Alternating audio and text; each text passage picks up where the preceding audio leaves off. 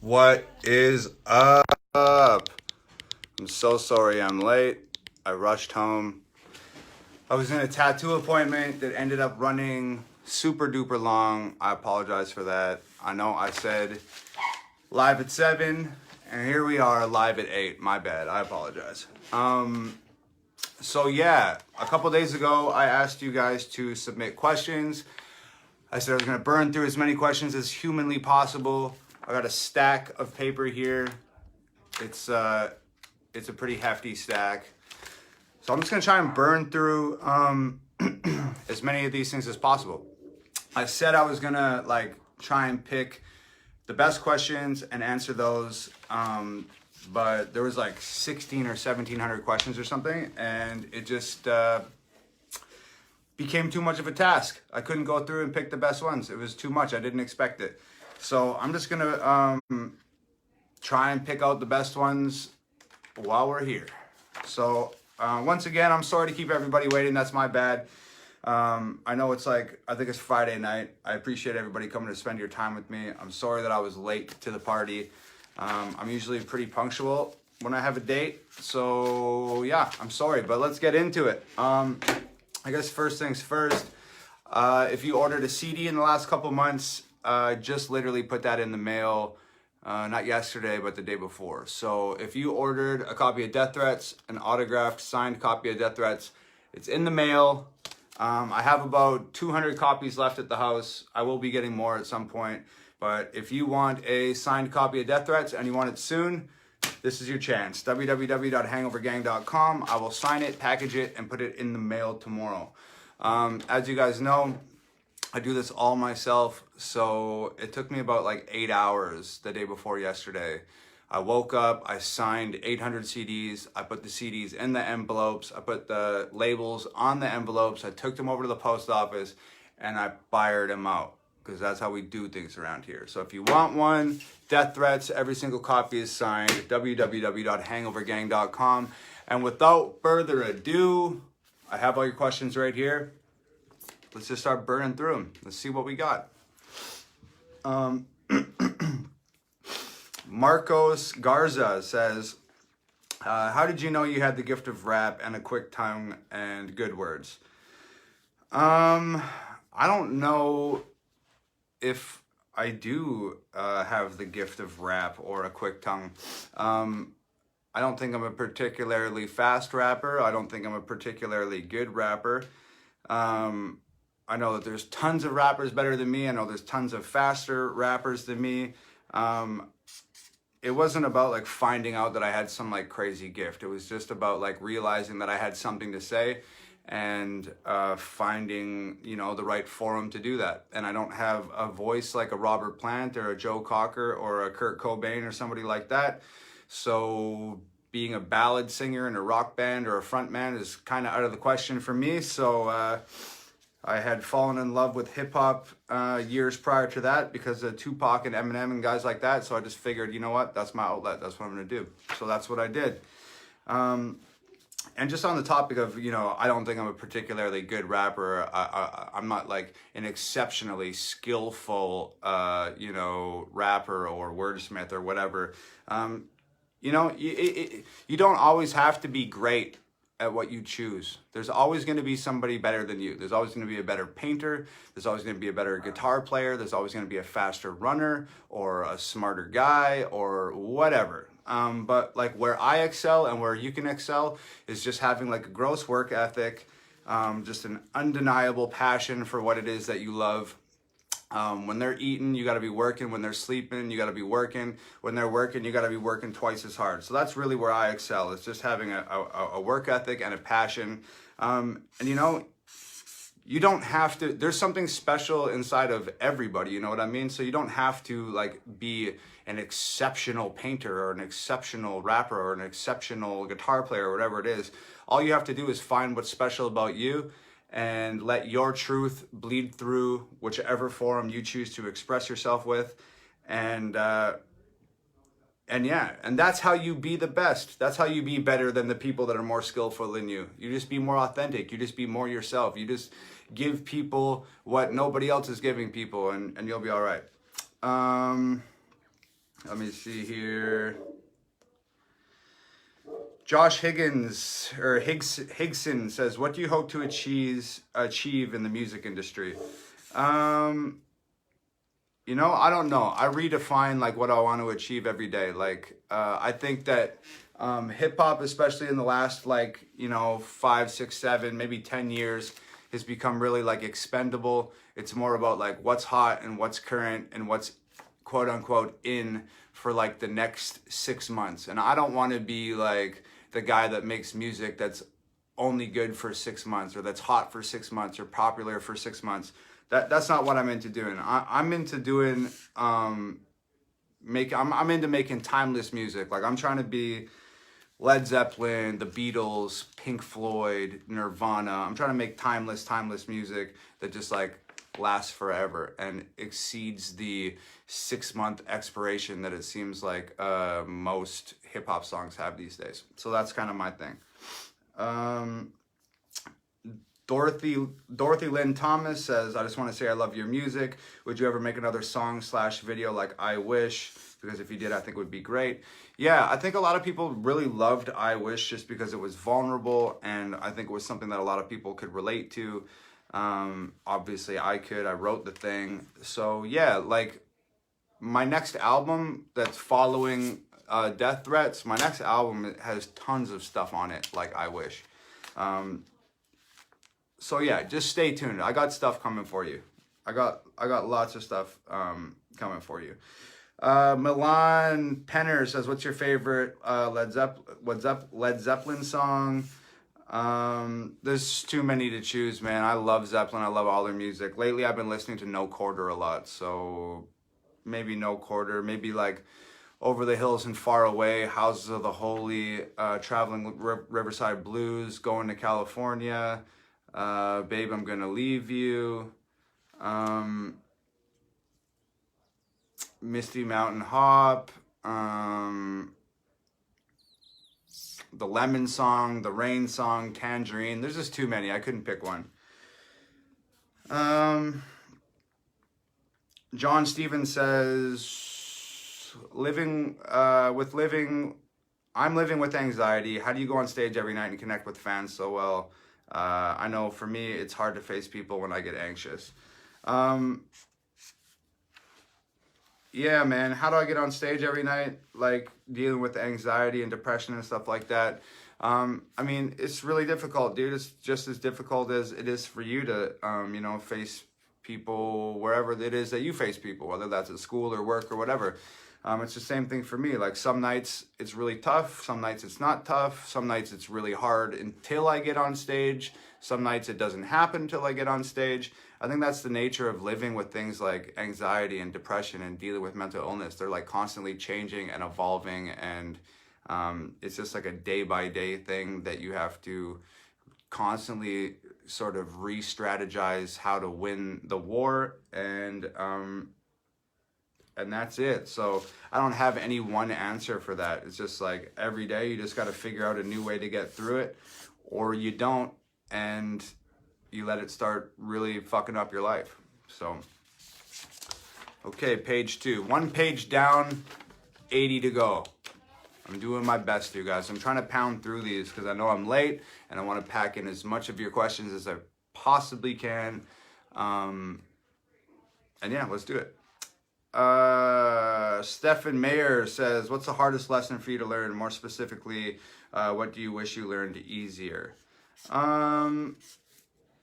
Geez, that's a good question, Stefan. I think it's really just like, I'm just still learning how to like not be extremely hard on myself. It's just like that internal dialogue that everybody has. My internal dialogue is just like inherently negative for some reason. Nothing's ever good enough. Everything's always shitty. Everything sucks.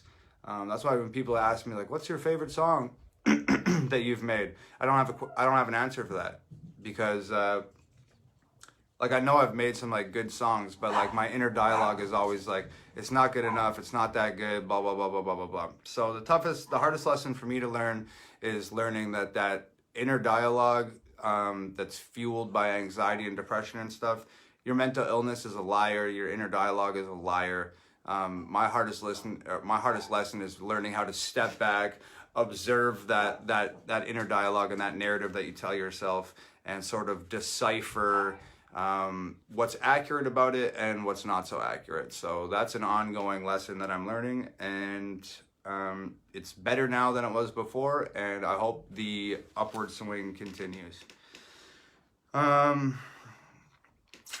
Steve Crockett says, what would be the best way for a person like myself to take my writing to another level? I've said it before, and I know it sounds cliche, but it's the best answer that I can give, man. Don't write about things that you don't know about. It's really easy to tell when somebody is, telling somebody else's story or coming from a place that isn't genuine. When I started writing music, I was listening to like G-Unit and Eminem and all this gangster shit. And I was like young, so I didn't have my own story to tell. I didn't know who I was. I didn't know what I was here to do. So I was telling the story of a lot of other rappers that I heard on the radio and that I saw in music videos and stuff like that. So I think the best way to sort of take your writing to the next level is to just like be vulnerable and be authentic and be genuine. If you work at 7-Eleven, rap about that. If you fix refrigerators, rap about that. If you're a dog walker, rap about that. Rap about what you know. Because at the end of the day, above anything, above dope beats, above famous rappers, above anything, people gravitate towards the truth, and people know what's truth and what's bullshit. So be the truth, be you. That should help sort of push your writing to the next level, and it will probably help get some eyes on your stuff. So there you go.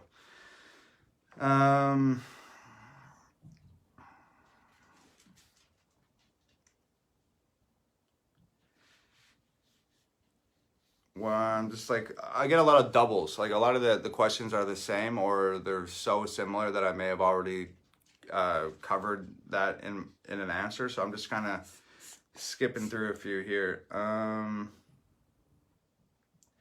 Annette Paulini says, I hate asking this generic question, but I'm genuinely curious about your answer. Before you chose the path that you're on as a talented artist, what did you want to be when you grow up? That's a good question, Annette. I don't think that's generic. I don't think I've ever been asked that before.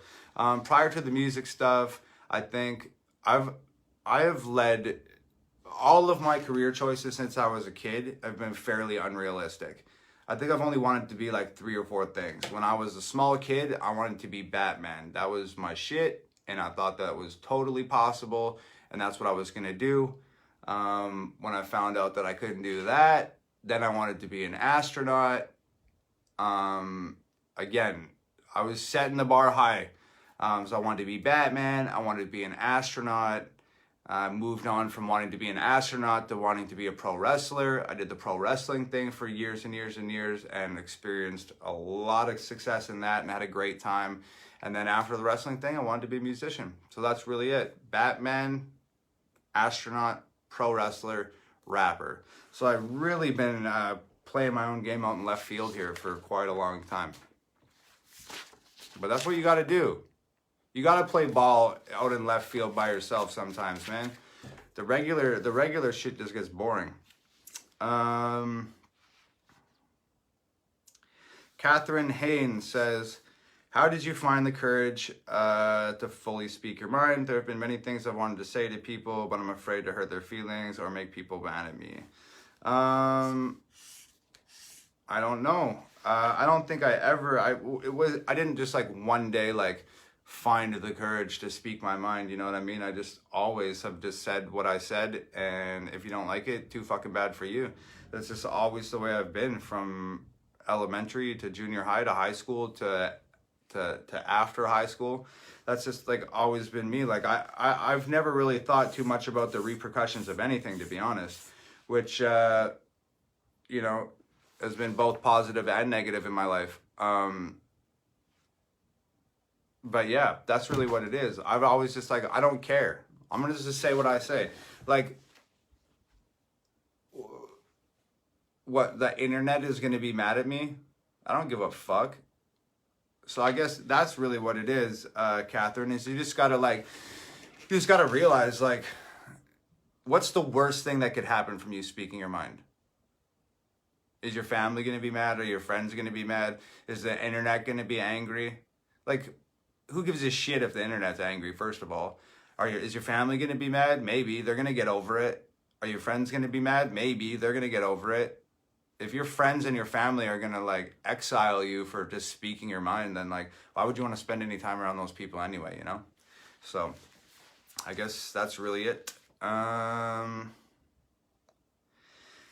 Amy Reagan says, with all the fans and followers you've gained, how do you find the energy and realness at your shows to take time to meet all your fans and take a true interest in all of you? I saw you in Des Moines, and meeting you in Nova meant so much to me, and I will never forget how special I felt. Yeah, it is a really, difficult thing. It's like really painstaking, especially like traveling and then sleeping in a hotel and then waking up early and traveling again and getting to the venue and doing sound check and then walking outside and meeting everybody who's waiting in line and then leaving and going back to the hotel and then coming back to the venue to perform, and then after the performance sitting around and meeting everyone and shaking hands and giving hugs and hearing stories and signing albums and t-shirts and blah blah blah blah blah blah blah. It's just like, I don't need to like find the energy. It is like energizing to be around people who love you and who understand your message and are there to have a good time with you and experience the music. And it's as exciting. A lot of people don't understand is like, as excited as somebody is to meet me or to meet Nova or to meet whoever, like we are just as excited to meet you. In a day and age where like, most musicians' careers exist solely on the internet and through social media and stuff like that. We see like a lot of names pop up and a lot of we just see a lot of comments and a lot of names and a lot of likes and blah blah blah blah blah. And there's a disconnect, which is this screen, which is like social media, and being able to like sort of wipe away that disconnect and meet everybody in person is very exciting for us as well. So it's not like we have to find like a source of energy. Like we are energized by the people that come out and are motivated because of that to meet everybody and shake the hands and everything after the show.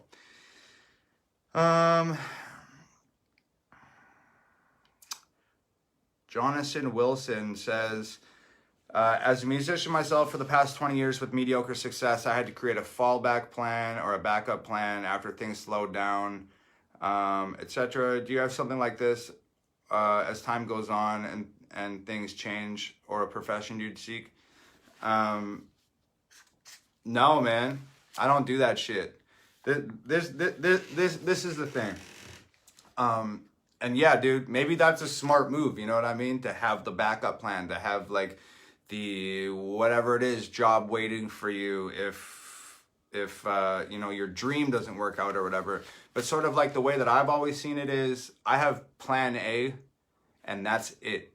To me, it's like plan B just fucking distracts from plan A. There's no reason to have a plan B. If you really truly believe in plan A, then just go for it. Plan B is just a distraction. It creates a sense of comfort. And a lot of the times, the things that push us past the limit, that push us into a successful zone, is knowing that like your survival depends on it. So I think that plan A is all you need. Plan B is a distraction. Plan B is a safety net that just makes you feel comfortable, that makes you not feel like you're fighting for your life every day. And it's just a bad idea. So no, I don't have a backup plan. This is it.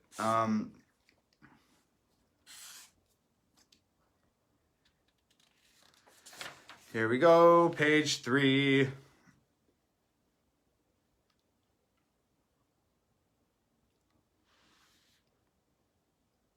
Taz Lamberti says, what was it that gave you the push you needed to follow your heart and your dreams? How did it happen? I've always just, like I said, man, I just do what I do. I don't care. I know what I want and I'm going to go get it. it was, you know, along the way, like my parents were like very, very supportive and always encouraged me to chase my dreams and to, you know, stay driven and stay focused on what it was I wanted. So it's just a combination of like me knowing what I want and knowing what I have to do to get it, and my parents like really encouraging me and validating my dreams, and yeah, just pushing me to go the distance. So that's it. Ashley Canfield says, I know this will get buried, but if you had to watch an addict or loved one relapse, what would you say or do? Walk away and hope that they get help in time, or stay and fight to help them get clean again? I don't know, Ashley. That's a pretty difficult one for me to answer. I think you kind of answered your own question. I think that at first, yeah, I think you should fight and stand next to them and help them as much as you can, and whatever that is, like rehab, or just being there for moral support, or just showing them love and taking care of them, or whatever. You have to do that initially, you know what I mean? You have to. If you don't, you're an asshole. But then after that, after you've done everything that you can do, if you've exhausted all your resources and you've exhausted yourself emotionally and stuff like that, there's a point that comes where you have to just walk away from it and be like, you know what, dude, like, if you want to get better, then you have to help yourself. And that's really it. Nobody with an addiction problem is ever going to get better unless they really truly want to help themselves. And it's like I said earlier about plan B is providing comfort zone. Maybe you're that person's comfort zone and they don't feel like they're fighting for their survival. So after you've given everything that you can give, you got to walk away, take that comfort zone with you, and then let that person realize that it's like do or die time. And hopefully that works. And if it doesn't, then I don't think anything would. Nothing to feel guilty about or ashamed there. All right. Jonathan Pluff says, when you're on tour, do you have time to stop and look at monuments and beautiful landmarks? Not typically, no. We don't have like a whole lot of time. It's like drive, sleep, wake up, drive, perform, sleep, drive, wake up, perform, sleep, drive, and we eat a couple times in there and stuff too. So yeah, no, not typically. This last tour, like, a place that I'd never been is New York, and I really wanted to see New York and explore New York and stuff like that. So I made sure that we were in New York for 4 or 5 days or something, so we could all have an opportunity to walk around and check out the city and stuff like that. But beyond like little special things like that where we specifically plan around something, no, not really. There's not a lot of time. Devin Bond says, what's the most nerd thing that you're proud of that you've done? I don't know, man. I don't know what the most nerdy thing I've done lately is, but I mean, I do have a music video where I'm dressed up as Batman and I'm like a 27-year-old man in that video. So I guess that's pretty nerdy on like some Comic-Con type stuff. But I mean, I don't know. Other people may call that nerdy. I just call it fun as shit. So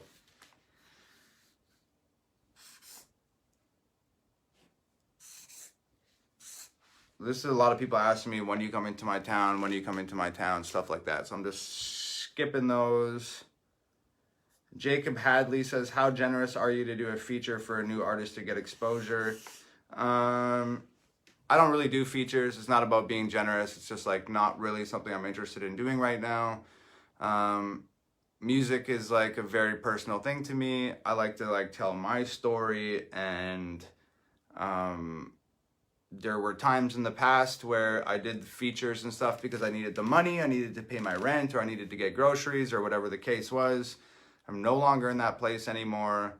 I'm not gonna do features for money because I'm greedy. I'm not gonna do features on somebody more popular than me because I want the clout. I'm just like not interested in it. I make music for myself and for you guys. And I just don't know if there's anything right now that I can give to people through working with somebody else that I can't give to people on my own right now. So that's pretty much where I'm at. It's not about being generous. It's just about doing what I think is right. And I just don't think doing features is right for me right now. So that's it. James Moore says, I understand that you used to love wrestling. What was your inspiration in the wrestling world? Yeah, I was a pro wrestler for a long time. My inspiration was Stone Cold Steve Austin. We've talked about that a lot. But it kind of goes beyond Steve Austin. After being a pro wrestler for a long time and experiencing the business and engaging in the politics and engaging in, you know, certain activities that were for the betterment of the business and stuff, I just like really fell in love with like what pro wrestling is and what it means to people. Essentially, what people don't realize is pro wrestling is the exact same as music. You make music to express yourself. People feel a certain way when they hear the music, and then they turn around and tell you how they're feeling. And it's just like, I make music to feel good. People hear it to feel good. They tell me that they feel good. That makes me feel good again. And it's just this like continuous reciprocation of feeling good. And that's like essentially what wrestling is. Songs tell stories. Pro wrestling tells stories. It's about it's good versus evil. It's a good guy versus a bad guy. You get to express yourself through wrestling. It's like a dance, you know what I mean? And you get to express yourself in the ring. You're affecting the people's emotions in the crowd. They scream and yell and tell you how you're affecting them. You feel good because they're engaged. So it's the same thing. It's just this reciprocation of, you know, positive and negative energy. And that's really it. So yeah, Steve Austin was the inspiration to do the pro wrestling thing. Corpsey Bacon says, do you think it is possible for humanity to have faith in each other and not betray themselves so we can finally live in a more peaceful world? Jesus, bro, I don't know, man. I don't know, brother. That's a tough one. I sure hope so. But if not, like, whatever. Let people fight, man. Let people do the crazy shit that people do. Just don't get involved in it and just do your damn thing and just be happy. Doesn't matter what anybody else is doing. A lot of people asking how much for a verse. Will you come to my city? People asking if I'll help them make music. Matthew Wilner says, what kind of music did you listen to growing up? What's your favorite Nintendo game growing up? So I've talked about it before, like, since I was a kid, like, my very first projects I ever owned were I had a No Doubt tape, an Offspring tape, a Marilyn Manson CD, an Eminem CD, and a Tupac CD. And those were my 5 sort of pieces of music that I had, that I rocked with for years.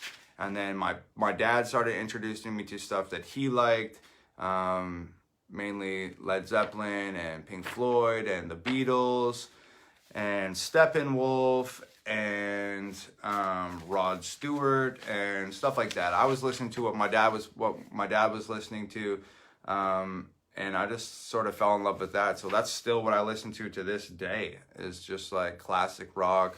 It's this like Skynyrd and Tom Petty and Eric Clapton and Zeppelin and stuff like that. So there you go. Favorite Nintendo game growing up? I don't know, probably like a wrestling game or maybe like Pokemon or something like that. I don't really remember. I think the first Nintendo system I ever owned was N64, so I was probably N64. That just brought it back to me. Favorite Nintendo game growing up, hands down, 007, James Bond 007 GoldenEye. Incredible first-person shooter, first of its kind. Games are still modeled after that today. It was awesome. I remember having like every kid in my neighborhood sitting in my bedroom while I was like unlocking the secret levels on GoldenEye, the Aztec level and the Egyptian level. It was crazy. But yeah, that was my favorite game. Missed that shit. Carl says, what are your sources of inspiration? It's everywhere, man. Just the world that we live in, the people that love the music and come around and support. A big source of inspiration is you guys. You guys inspire the hell out of me with the messages you send and the feedback that you give. And and yeah, it just really means the world to me. So that just like re-inspires me to continue saying what I'm saying and moving forward with the messages and blah, blah, blah. Oh, that's the Jesus painting I drew all over, and everybody was really mad about it. Maybe I shouldn't show that on my live stream because people are really sensitive and they cry that I drew on a painting of Jesus. Okay. All right, what else we got here? A lot of people asking.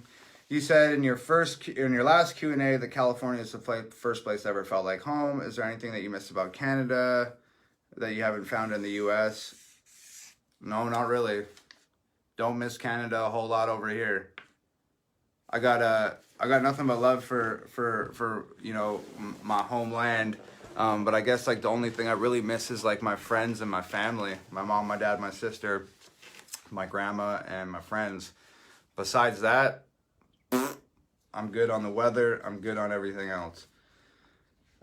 Shane Peterman says, which current artist do you listen to? What is your favorite song and band / artist?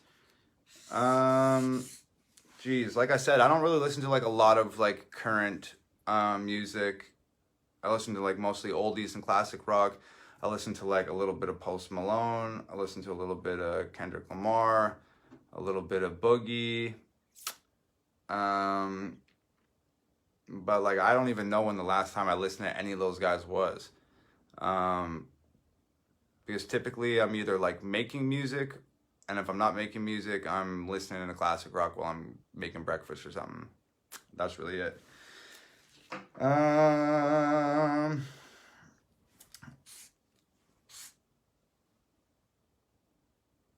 Cody says, where do I get a hoodie like yours and Sad Rappers? You can't. I made that hoodie. Sorry. But the hoodie from Sad Rappers, like the actual hoodie, is on the website, as is like a bunch of other t-shirts and albums and blah, blah, blah, blah, blah. www.hangovergang.com. Curtis Harang says, do you believe in the afterlife or other dimensions? Do you have lucid dreams or do you have sleep paralysis? And what are your experience and thoughts? Wow, that's loaded.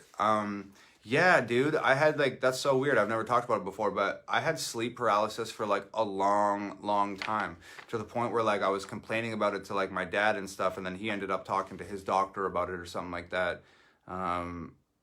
Anyways, I think essentially I was just told not to worry about it. It wasn't a big deal. But yeah, sleep paralysis is like the worst, man. I still get it sometimes where like I wake up and I like can't move and I can't tell if I'm breathing or not. So it's like this like really labored breathing, and you can kind of feel the wakefulness like building in you, and you have to like muster up all your strength, and all of a sudden you just like snap out of it, and it's terrifying. But yeah, I've had sleep paralysis.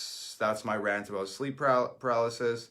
As far as afterlife and other dimensions go, yes, I do believe in the afterlife. I do believe in alternate dimensions and stuff like that. Not exactly sure like what form those things take. A lot of people ask me if I'm religious all the time. I'm not like religious in any like organized sense. I'm like a spiritual person. I'm not like a religious person. I'm not trying to like sit in a church or do anything organized like that. I think when religion gets organized, shit gets weird. So I don't do it.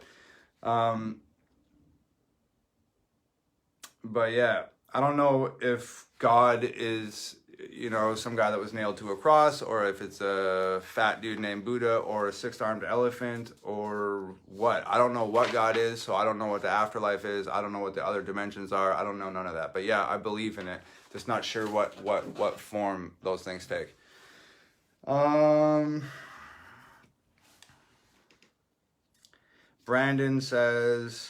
Brandon Grohoff says, hi Tom, I love your stuff. You're not afraid to tell the truth. My question is, how do you deal with the backlash that comes when you tell the truth? I don't, Brandon. I don't really deal with the backlash. I don't have to. I don't answer. No, you don't have to. You know, that's the thing. Like, people are so scared to like talk about what they view as the truth on like social media, because they're like afraid that like the internet is gonna get angry. And it's just like, yo, man, like, do you realize like you don't answer to the internet? It doesn't, like, the internet's opinion, like, doesn't fucking matter, like, at all. It literally does not matter at all. You don't answer to the internet. You don't answer to anybody but yourself. That's it. So yeah, that's how I handle the backlash. I just don't, because I don't give a fuck. Laura Severson says, do you check your personal messages? I sent one that's important to me. You know, I used to like wake up in the morning at like 6:30 or 7 o'clock. I would get on my computer. I would respond to every single comment on every single Facebook post that I had. I would respond to every single message that got sent to me. And that was, you know, when we had like 20,000, 50,000, 100,000 likes on the page. But now it's just grown to a point where like, I just physically cannot do that. I don't have the hours in the day. And I have like OCD. Like, I can't sit down and respond to one message and not respond to the other 500. I just feel like very guilty about that type of shit. I can't like respond to one comment and not respond to all the comments. That's why you see like the posts from the last couple days, like 99% of the comments I've responded to, because I do one comment and then I'm like, fuck, I feel bad. Why did I respond to this one and not the other people? So then I go through and respond to every single fucking comment because I feel bad. And it's just like physically so hard on me, and I don't have enough hours in the day. So like, no, typically I don't check my personal messages anymore. Once in a while I do, and I'll reply to a few or whatever, but yeah. That's really that. I'm sorry. I wish I had more time and the energy to do that. But for now, like, this is as best as I can do. I ask you guys to submit questions. I take the questions. I go live and I answer as many questions as humanly possible. And hopefully, you know, this is good enough for now, because this is what I've found has just been the best way for us to interact. And I wish I could respond to all the messages, but I can't. So here we are going live. Mark Carcione says, I have a question. I've been following you and listening to you, and you're pretty much accurate on everything. What made you leave wrestling to become a rapper? To be a rapper, which mainstream media would be destroyed, would try to destroy.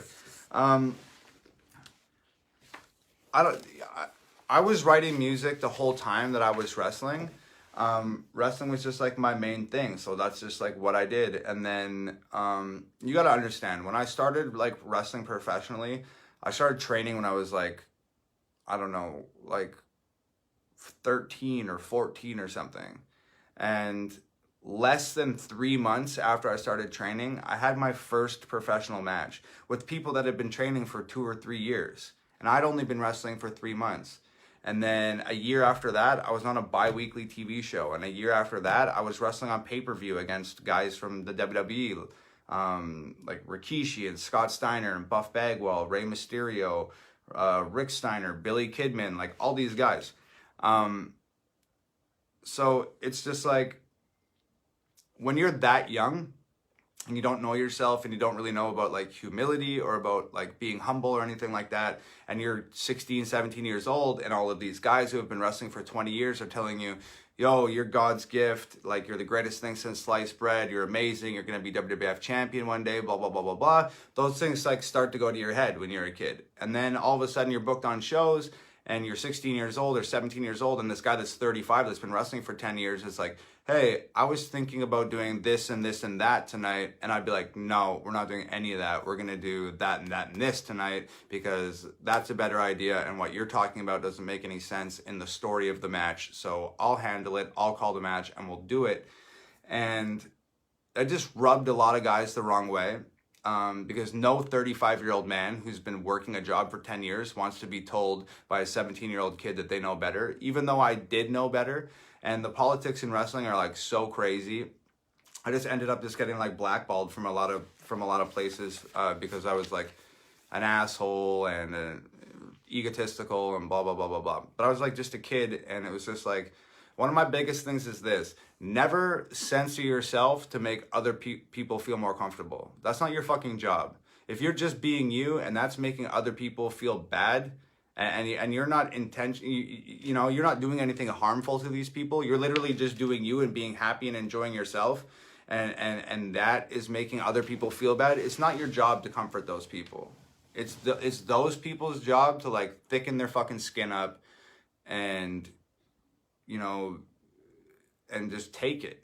So that's just the fucking way it is. So the politics were really bad, and I had like a bunch of accumulated injuries. I hurt my back, I blew out my knees, got bone chips in both my elbows. So the injuries started happening, and the politics just got too crazy, and it just was at a point where I was just like, yo, I don't want to do this anymore. So I don't, and I still end up backstage at WWE pay-per-views, and none of the guys I used to wrestle with are in that locker room. So I stopped wrestling, and I still beat everybody at the WWE, so fuck you. Okay, let's move on here. Shane Peterman says, who does your hair? I do my hair. Except when it's braided. When it gets braided, Nova does it for me. But I woke up like this, fam. I didn't do my hair. This is what it looks like all the time. I woke up, I put a little water in it, I tied it up in a elastic band and wore a hat all day. And then I got here to do this live stream. Oh no, there's offensive Jesus. I'm sorry. I got here to do the live stream. I pulled the hat off my head. There you go. Destiny May says, will you ever make baby clothes? She has a 3-month-old baby that she wants to put in Hangover Gang gear. I never really thought about it, to be honest. I didn't know, like, when the internet breaks because I draw on Jesus's face, I never even considered that people might think that Hangover Gang clothes would be appropriate for a baby. You know? But sure, yeah, I'll put some Hangover Gang clothes in the Hangover Gang store. www.hangovergang.com. Go get yourself a t-shirt and a signed album. Cheap plug. All right, let's keep it rocking here. Juno Elk says, would you ever collab with a metal artist? Maybe I already did, and maybe it's on the next album. Never know. I just started following Corey Taylor on Instagram, so...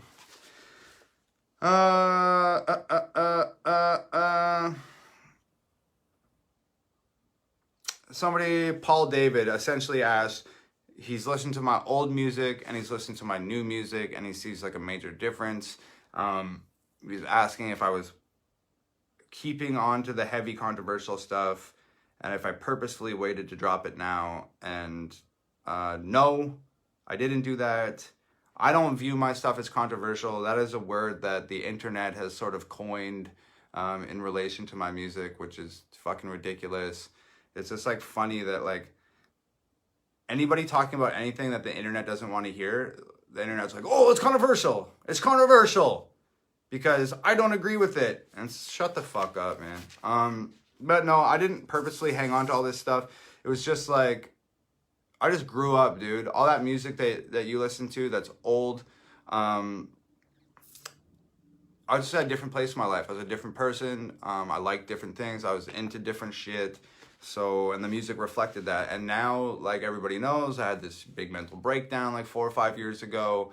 And that just taught me a lot about myself. And I sort of figured out, as awful as it was also really great because it just taught me who I am, what I'm here for, what's important to me, what I want to say, the type of music that I need to be, the type of music that I need to be making, and whatever. So no, I wasn't purposefully holding on to anything. It's just the way the cookie crumbled.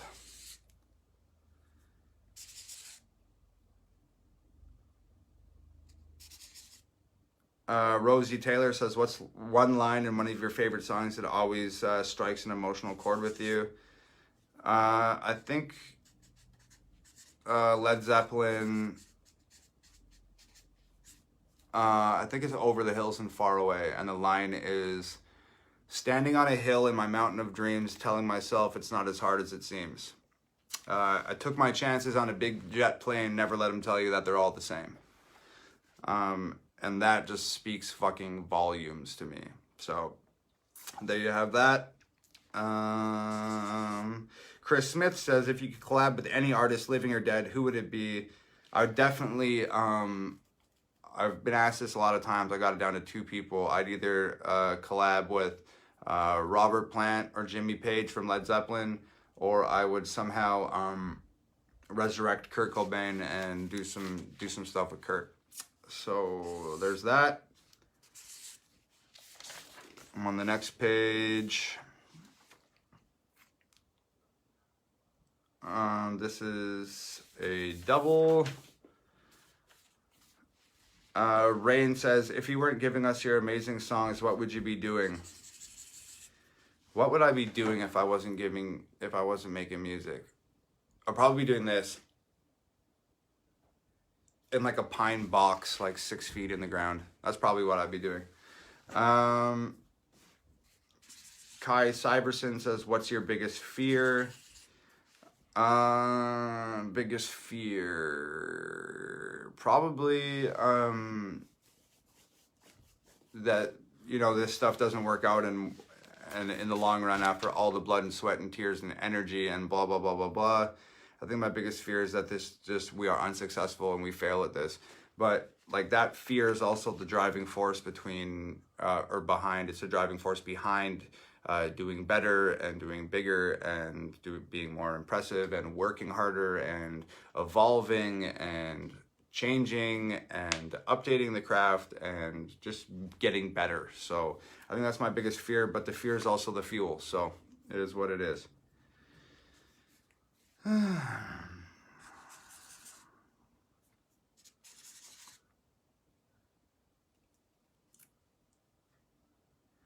Robert Knoop says, do you wish to be a good influence on our planet or just popular?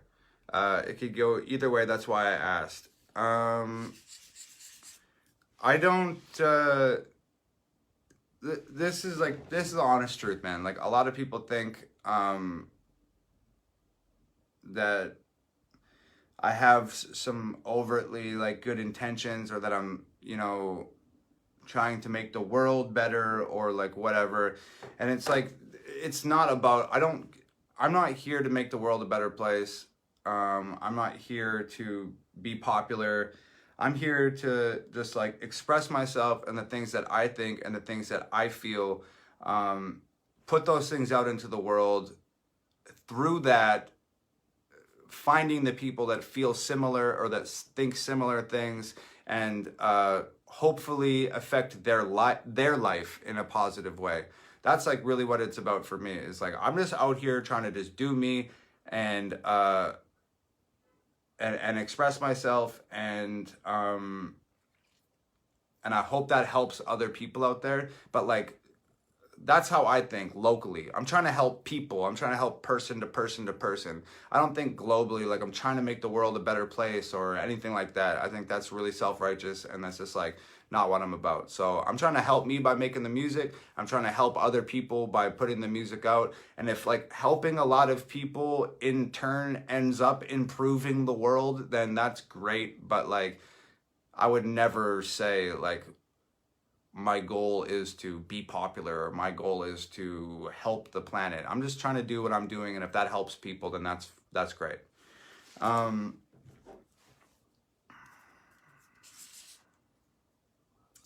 Trista says, what's your favorite city you've ever been to and why? I don't know, man. It's gotta be, there was some just really amazing places that I've been to on tour.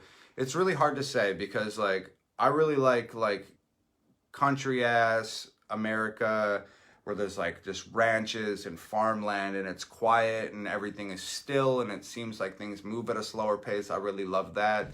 I really love the West Coast for the weather and the vibe and the beaches and stuff like that. I loved New York and the East Coast. Things were moving a little bit faster. It's crowded and there's something always happening.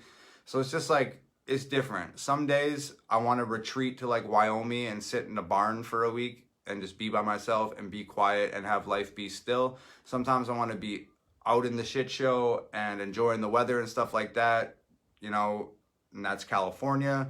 Sometimes, you know, I just like want to be engaged in the hustle and bustle, which is like New York or the East Coast. So it changes all the time. Somebody asking about religion again. We already talked about that.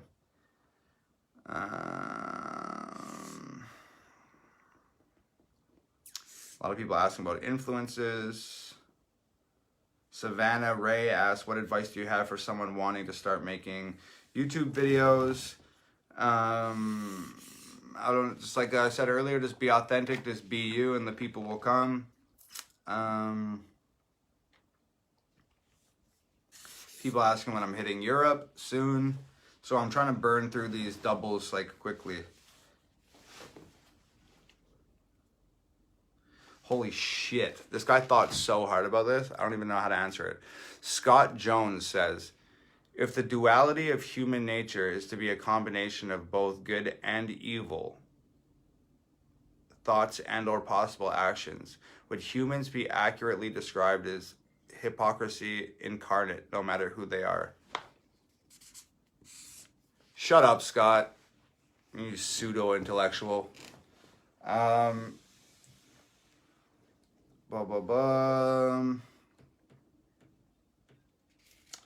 Doubles. Tommy Simpkins says, what's the first step that you took that put you on the road of music that you're on now? I don't know. It's, I mean, I think the first step is just like, everybody is like afraid. It's like chasing your dream in the society the way that it is now, with bills and rent and just like how, you know, it's hard out there. It's hard to like make a living off your dream or whatever. It's like standing on the edge of a cliff and just wondering, should I jump off this thing and what happens if I hit the ground? And that's like the fear, is what happens if I hit the ground. But you just have to like get over that fear and just, it's not about what's going to happen when I hit the ground. It's about, if I jump, is it going to make me happy? So you have to jump and just believe that you're not going to hit the ground. Because everything that you've ever wanted in life, the promised land, that happiness, that satisfaction, the fulfillment that most people chase, it's right on the other side of fear. It's literally like right there. And that's why most people don't ever attain their dreams or, you know, accomplish the things that they want to accomplish, because they're scared of failing or they're scared of something else. But it's just like right immediately on the other side of that fear is everything that you've ever wanted. So you just gotta just like step through it and you're good. What else we got here? People spamming me with music links to their SoundCloud. That's cool.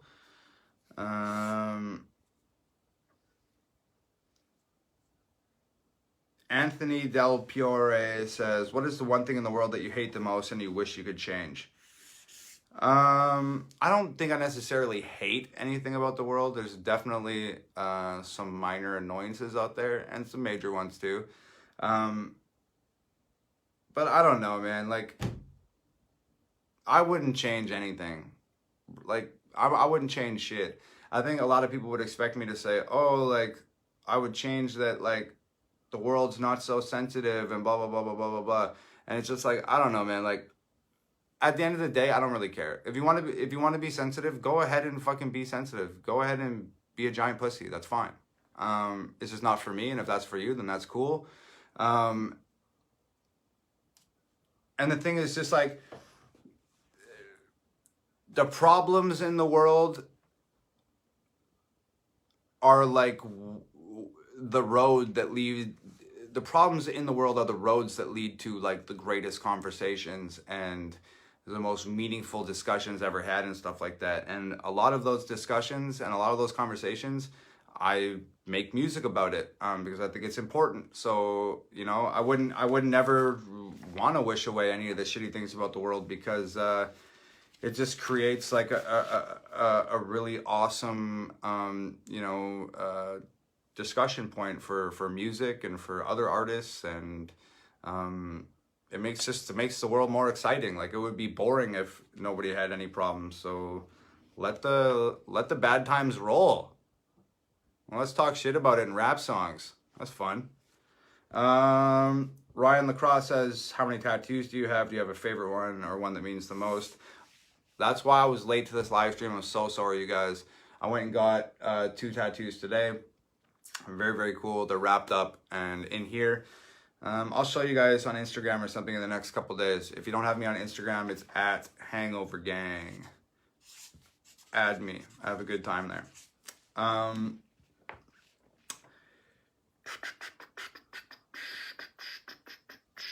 Okay, that's another page down. I don't know if you guys, like, we started it with a fat stack. We're getting down now. We're getting down. It's still a fat stack, but we're doing good. We got through like a lot of the doubles, so I'm just pretty much taking the like super interesting ones now. Kirsten Starr says, do you want to become a U.S. citizen? Why or why not? I don't know. That's a good question. I mean, it's hard for me because I really love Canada, and I don't,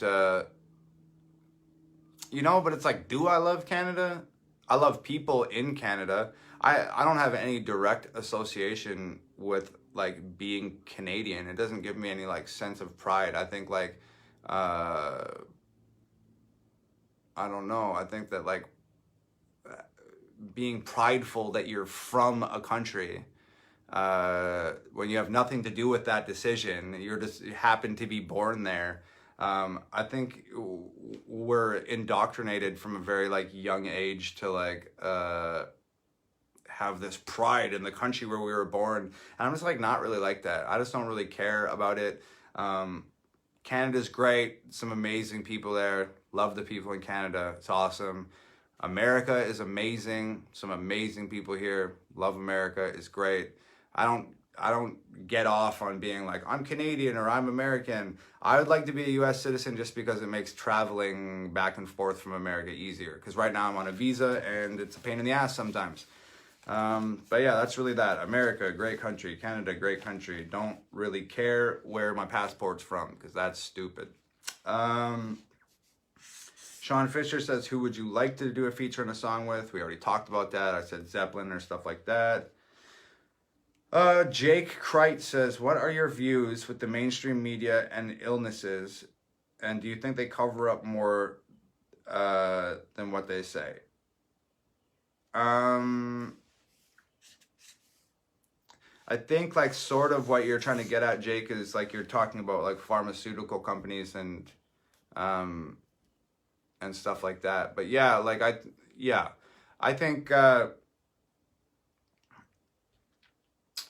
there's cures for like practically everything out there, and it's just me. And sometimes I'm a little bit of a conspiracy theorist, but it's just the way that I feel, man. I'm pretty fucking sure that there's like a cure for cancer, and there's a vaccine for a lot of these other incurable diseases. But you just got to remember, these are just like the facts. The pharmaceutical industry is the most profitable industry in the world. And if Big Pharma was like, hey, we can cure cancer now, or we can cure this or that or the other thing, then cancer is like $1 billion, $1 trillion industry. So if they just started curing people, I think they just stop profiting, and I think that's counterproductive to what they want to do. They want to make a lot of money for as long as they possibly can, and I think that the way to do that is to not cure people's cancer, but to keep people with cancer alive longer by taking pills. So instead of just giving you a pill and being like, hey, you're cured, go live your life, they're like, hey, we can't cure you, but we can keep you alive for 10 years. All you have to do is take these pills. So instead of taking one pill and being cured, you take 20 pills a month for the next 10 years and you spend $1,000 a month on them. And that's where Big Pharma gets their money. So I don't think that's always the case. I'm sure there's probably some stuff out there that they just can't cure. There just isn't any way to cure it. Fine. But I think that there's some funny shit going on with Big Pharma for sure, where they could be curing people, but they're not curing people because they want to make long money and not just big money one time. They want long money forever. That's just the way that it goes. Tanner Love says, what's it like to take that deep breath after knowing you've made it? I wouldn't know, haven't made it yet, but I know what you're getting at and I appreciate it. Keisha,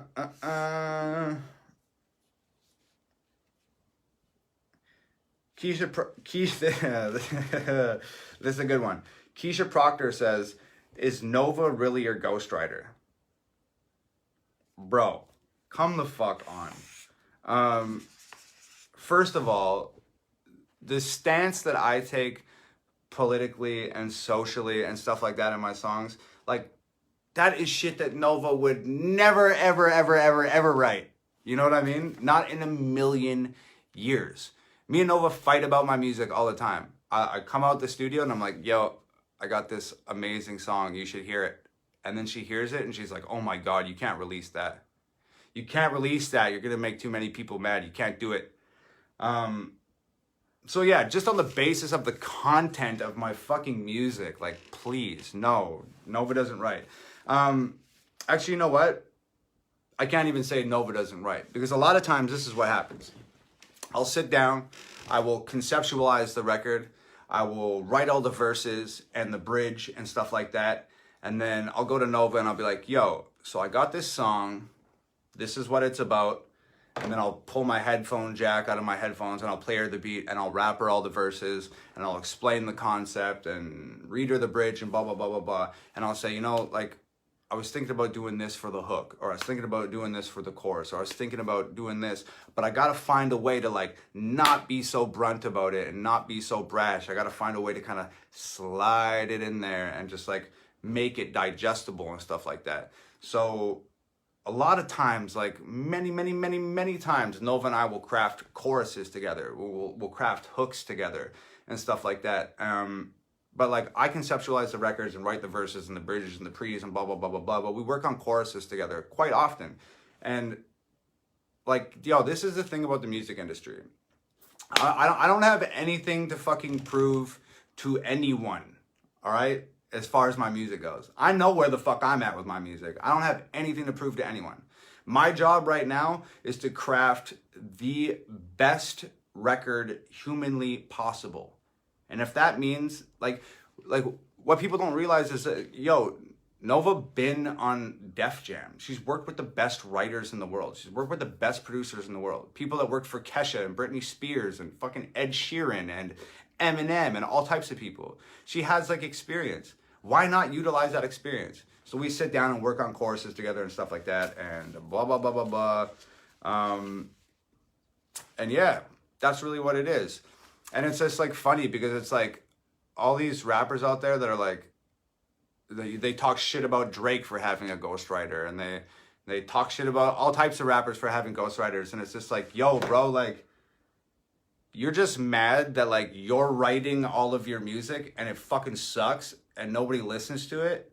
And, like, I'm over here with my girlfriend shooting every single video by ourselves, coloring every single video by ourselves, editing the videos by ourselves, shipping the merch by ourselves, releasing the videos by ourselves, releasing the music by ourselves, conceptualizing the shoots by ourselves, blah, blah, blah, blah, blah, blah, blah, blah, blah. You know what I mean? We're a team, bro.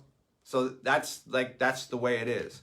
But as far as, like, ghostwriting goes, like, no, man, like, she doesn't write my shit for me. She would never dream in a million years of writing the shit that I write. She's just not into it. Corey Rogers says, when are you performing in Spokane, Washington? I'm going to skip that. I'm going to be doing 3 more tours this year. If you guys stay tuned, I will be announcing those tours shortly, and you'll know where we're playing. Cassandra says, do you always try to come up something new when it comes to your music, or is it how you're feeling at the time, sort of thing? Yeah, I don't think I've ever sat down with the intention of, like, I need to do something new, or I need to do something fresh, or I need to do something different. I just, like, sit down and just do whatever I feel like doing. And a lot of times that is new and that is fresh and that is different. So I think that's the way to do it. I think that if you, like, set out to do something great, or you set out to do something new, or you set out to do something fresh or different, what a frustrating process that must be. So you just need to do, like, what's in here and what's in here, and just let that speak for itself. And if that's fresh and new, then great. And if it's old and lame, then great. Who cares? At least it came from the heart, you know?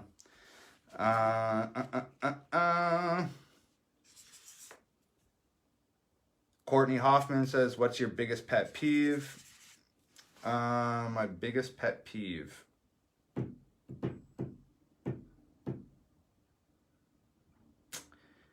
People that are intentionally ignorant to the facts so that they have a platform to bitch is really what it is. I hate that. That's 2019. Everybody has a problem with everyone, even though that the people that they're mad at are making valid points, but they purposefully ignore those valid points so that they can stand up and be like, hey, what you're saying is wrong, blah, blah, blah. I hate that shit. It's super lame. Courtney Hoffman also asked how many pillows are on your bed. I think like 10, honestly. I think there's like 10 pillows on the bed right now. Zach Owen says, how does it feel to be in your position, like with how loyal you are to your fans, and to know that so many of us are loyal to you, to know that your music is impacting people and getting the message out that needs to be heard. It makes me happy that you mocked the new age of rap and completely slayed the competition. Yeah, man, I don't know. It feels really good, bro. I'm really thankful. I feel really fortunate. It's great. I just like, the biggest compliment that I could ever get in the world are the messages where people are like, hey, like, I have severe depression and you saved my life, or my mom just overdosed and died and it was the hardest night of my life and your music got me through it, or I'm in chemo right now and I listen to your music every day when I go to the hospital. It's very, very humbling, and I just feel very, very thankful and very, very lucky and very, very fortunate to be in this position. And I'm just trying to, be present for it and enjoy it and just experience it for everything that it's worth while it's here, because these things come and go quickly.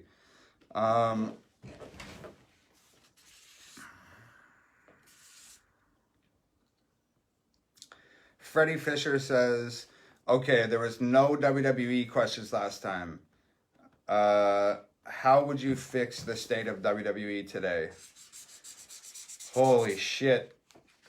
That's a podcast. That's a live stream all in itself, brother.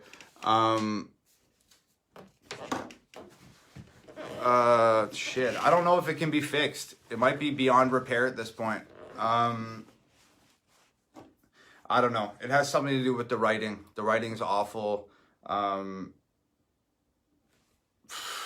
don't know. I guess fire every single person that's working backstage by the company from Vince, and then completely overhaul the entire thing. That's really it. There's no other way. Andrea Castle says, do you see yourself and Nova getting married and having children anytime soon? Nope. Rain Silver says, how did you make it through the mental breakdown you had, the anguish and the hell that comes with it, to be where you're at today? Those things are difficult to overcome. I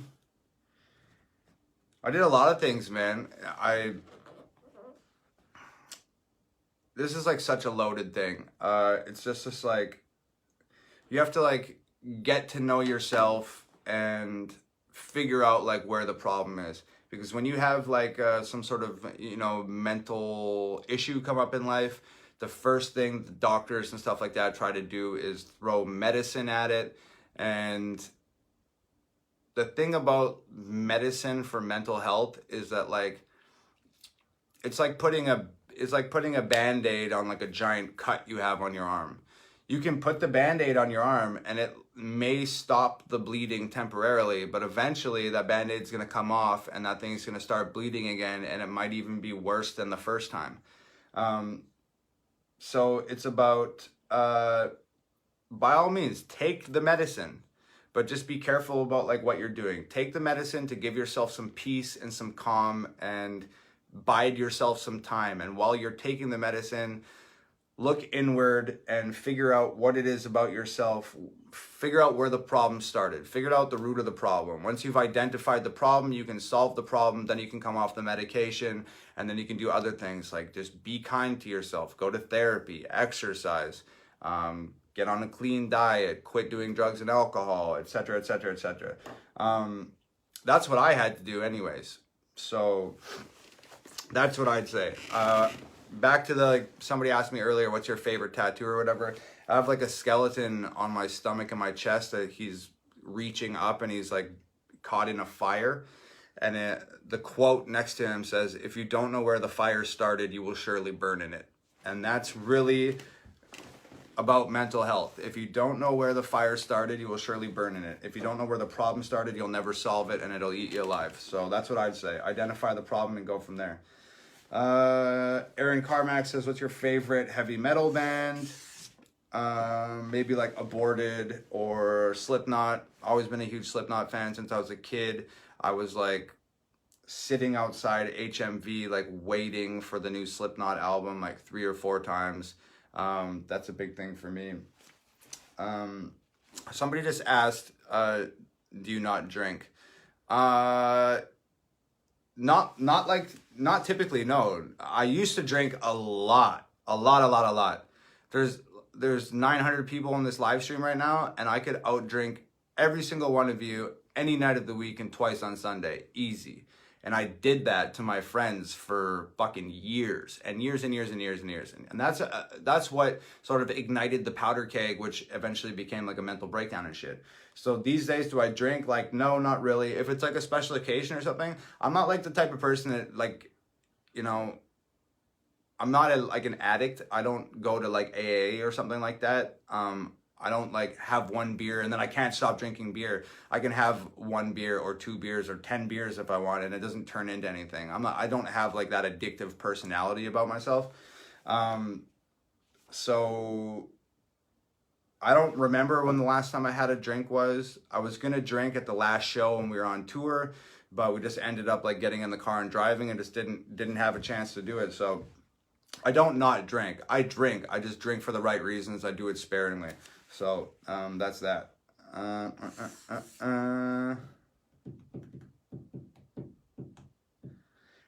Trebor Notique says, how much wood can a woodchuck chuck if a woodchuck could chuck wood?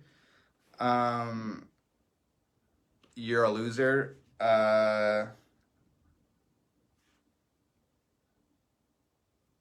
Johnny says, well, if you're never able to do music and you were alive, what else would you do or think you would be doing now? Okay.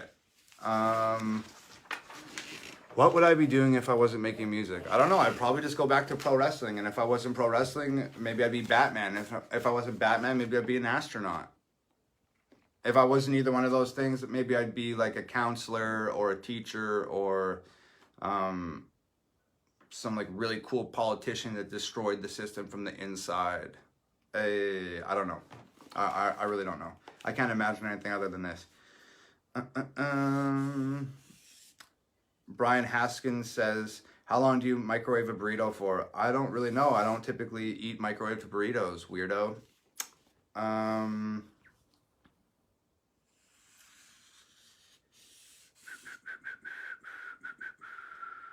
Felicia Lynn Harmon says, what makes you want to create controversial music? I don't really want to create controversial anything. I just want to like write music about things that I like and that I love. And if people want to label those things as controversial, then go ahead. I'm just going to label those things as the truth. Mike Angelo says, butter or olive oil? Butter all day.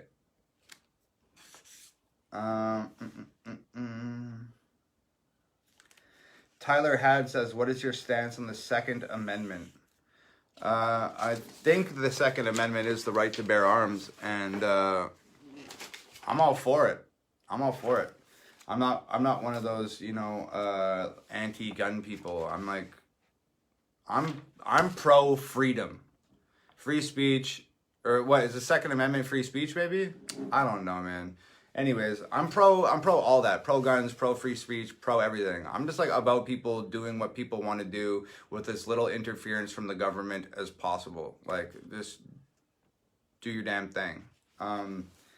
It goes deeper than that, but I don't really want to get into that stuff on a live stream. So let's keep it rocking and rolling. Marek Vetazka says, what do you do when you hit rock bottom? I listen to a harsh noise. That is such a weird thing to say. You listen to a harsh noise. Dude, that weirded me out. I lay in bed and watch that 70s show. That's what I do. Are you doing a show in Vancouver? Blah, blah, blah. Pam Mayfield says, have you ever thought of releasing a DVD of all your videos? Yeah, I've thought about releasing a DVD of all my videos, but like most people don't have DVD players anymore.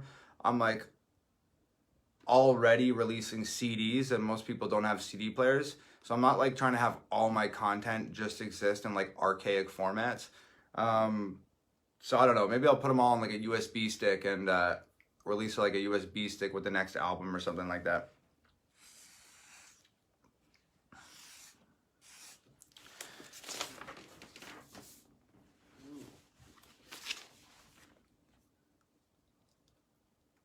James R. Lowe says, how do you plan on going from where you're at now to being one of the greats? Personally, I think you're one of the greatest of our time, but how do you plan to expand? I don't know, man. I'm not a person that has like these crazy plans and like far in the future plans or long-term planning or something like that. I'm like, I take it from like day to day, from week to week, and from month to month.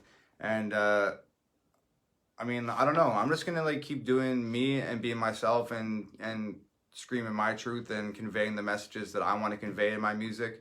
And, I mean, I don't know. And hopefully that gets us there. And if it doesn't get us there, then, I mean, that's about all I'm willing to do. I'm not going to compromise the music or the message or anything to expand or like get to the next level. You know what I mean? So, we'll just have to just hope and pray that like what we're already doing is enough to push us to that, you know, upper echelon. And if it's not, then I'm happy.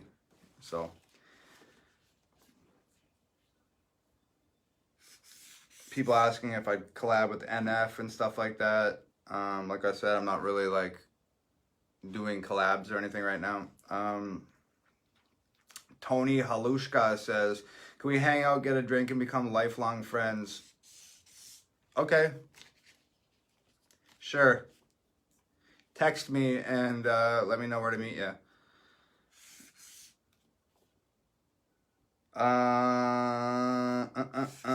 People asking about death metal bands and stuff like that.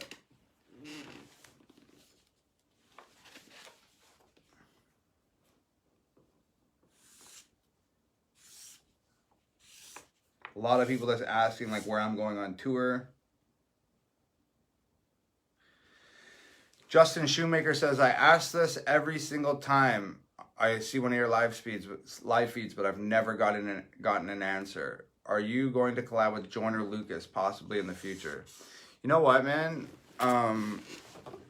Like I said, I'm like not really super interested in doing like any collabs or like working with anybody else or anything like that right now. Maybe in the future that'll change. If it does change, Joyner Lucas is definitely like one of the guys on my list that I'd like to work with. I really admire, you know, the way that he just speaks his mind and does his own thing, regardless of like the negative feedback and stuff he gets. I think it's really great. There needs to be more artists like that. So possibly, maybe, I don't know. More questions about tour. Candace says, when your anxiety is high, do you write more? Sorry, Candace Grasty says, when your anxiety is high, do you write more? No, not typically. When my anxiety is high, I do other things. I don't like to do things. I typically withdraw when I'm not feeling good, and I don't do things that usually make me feel good, like making music and recording and stuff like that.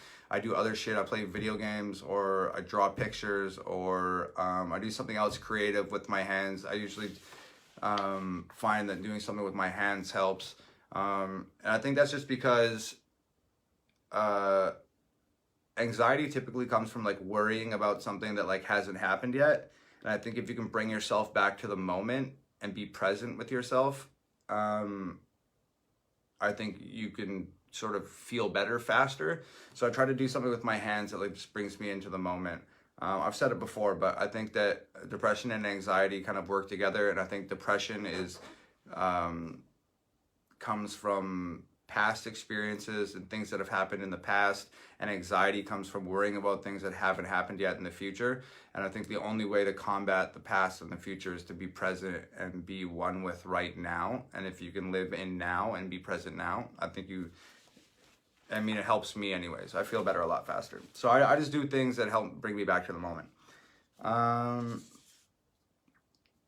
Chris Berg says, I'm sure it's been discussed, but what was your wrestling name and do you miss it? My wrestling name was Tom MacDonald. I've posted a bunch of my wrestling videos to this page. Check them out. They're pretty tight. Luke Schneider says, what are your thoughts on pineapple on pizza? Seriously, I need to know. Dude, I know a lot of people don't like pineapple on pizza. I love pineapple on pizza. It doesn't matter what kind of pizza it is either. Any type of pizza, I put pineapple on it. I fuck with it heavy. I literally had pizza the day before yesterday, and it was a pizza where putting pineapple on it was completely unnecessary, and I just did it. I got extra pineapples. That's my jam, dude.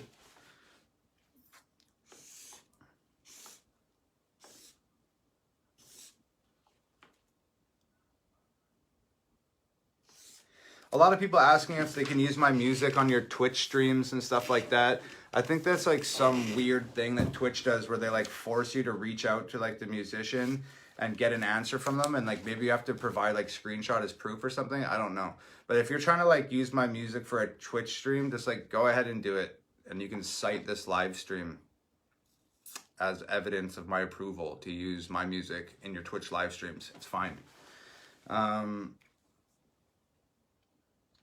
C. Lori Russ says, in your personal life, music and fame and all that bullshit aside, have you found contentment in life? No, I don't. I think that I'm like generally pretty happy and pretty, at ease with myself and where things are, but contentment, not really. I think that like when you say, oh, I'm content with that, I think that's kind of like taking your foot off the gas a little bit and just being happy with the way that things are. And even though like I am fine with the way that things are, like I want more. I want to reach more people. I want to make better music. I want to have that music reach more people. I want to do bigger things. I want to do all types of stuff. So yes, I'm happy with where I'm at, but I do want more. And it's that drive for more that will just improve the music and the videos and everything else. So yeah, I try to stay away from being content. I think contentment often leads to like laziness. And that's just not my style. Heidi Licata says, when did you realize that you could help people with through your own pain? Right after having a mental breakdown and starting to release music about the struggles and about mental health and stuff like that. I was just doing it as therapy for myself because I wanted to feel better. So I started putting out music where I was like I was able to like exhaust some of my emotions and feelings and thoughts, and then all of a sudden like those songs really started like resonating with people, and those people started writing me messages about how much it helped them and about how it saved their life and stuff like that. And I guess that was the first time I really realized that my sort of struggle or whatever can be used to help other people, and that's one of the most important things that I ever learned about myself. So, or that I ever learned about the music.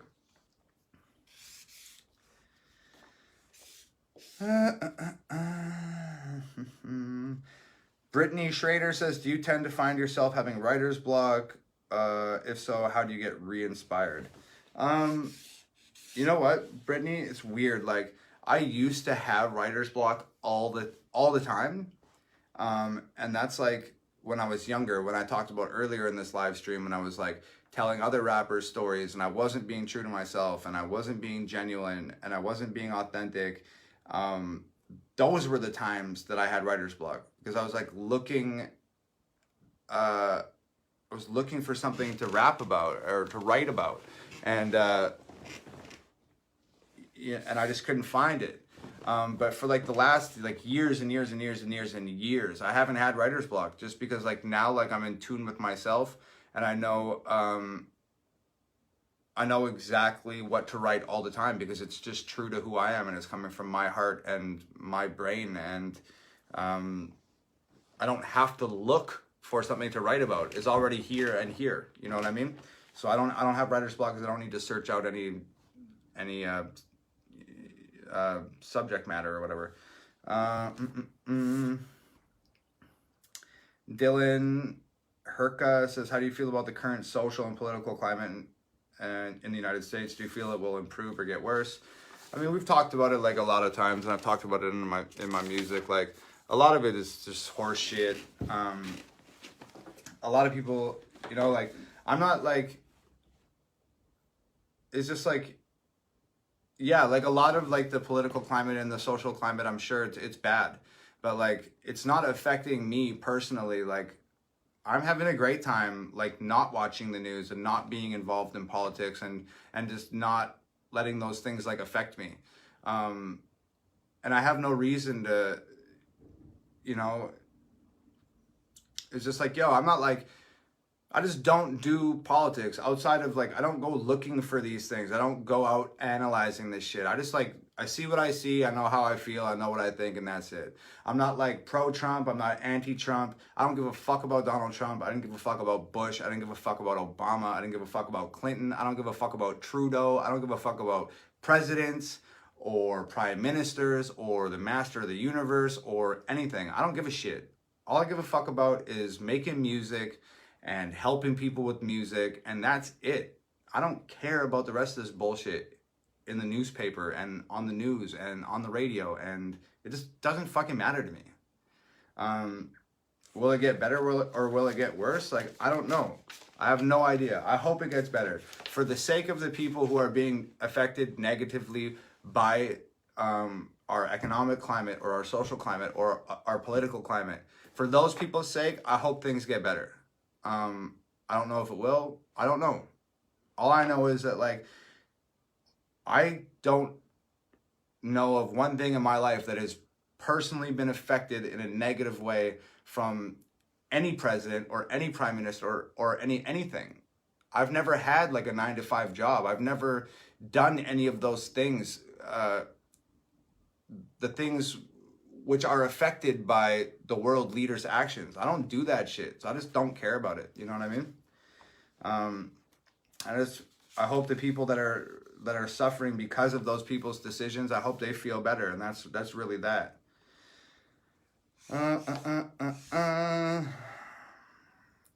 Damn, another person asking about pineapple on pizza. That's crazy. Megan Riggs says, where are you actually from in Canada? Some say Vancouver, some say Edmonton. Well, Megan Riggs, that's a really good question. I was born in British Columbia, in Vancouver. I moved to Edmonton when I was probably 12 or 13 years old. I stayed there till I was 19. Then I moved back to Vancouver. Then I came out here. So I was born in Vancouver, BC. I lived in Edmonton for some years. Then I moved back to Vancouver. So there you have it. I'm from Vancouver. I just hung out in Edmonton for a little bit. Edmonton's a fucking shithole. Josh Bundy says, what was the inspiration behind the song I Run It? I have no idea. I recognize the title of that song, but I have no idea what that song's about. I know I probably wrote it like 6 or 7 years ago or something like that. So I don't remember.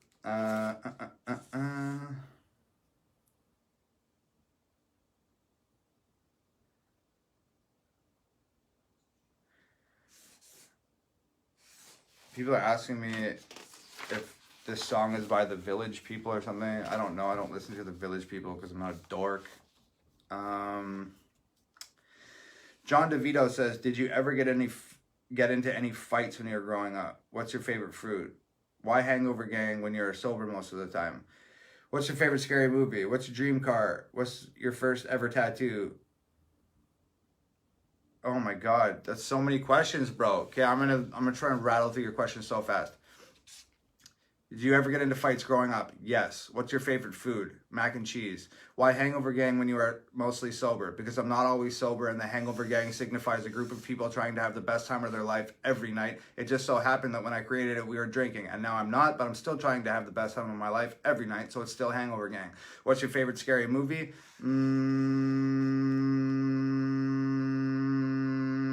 Hereditary.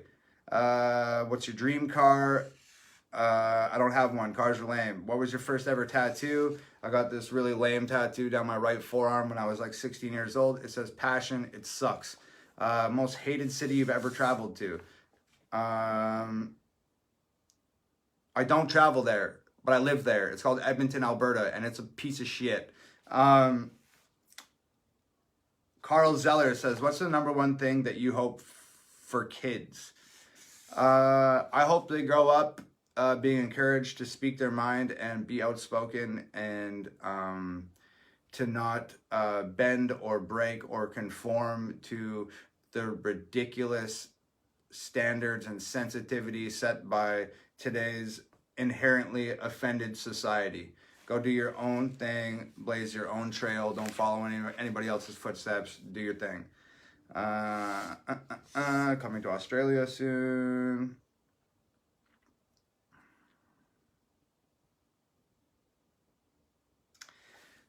Lee Rojaz says, did the following lines from I Wish hit you hard when you wrote them? Now the Ativan ain't working, I need something even stronger. Give me childhood, my mother and my father and my sister. Yeah, I mean, having the thought to write those lyrics was really what hit me hard, and then I just wrote them down. So, but yeah, having that thought sucked, but it was an accurate thought. It was a real thought. It was a true thought, and I said it, and I think a lot of people connected with it. So that's what it's all about. Craig says, why are triangle sandwiches taste better than square sandwiches? Because triangle sandwiches are made by the Illuminati, and the Illuminati's got great sandwiches, bro. What can I say? Seth LaPalm says, it's grilling season. You only get one choice off the grill. Chicken, bratwurst, or burger. Burger every single time, bro. People asking when I'm coming to Pittsburgh. Damn, we're really burning through these questions, y'all. I don't know how long we've been on here, but it's been a minute.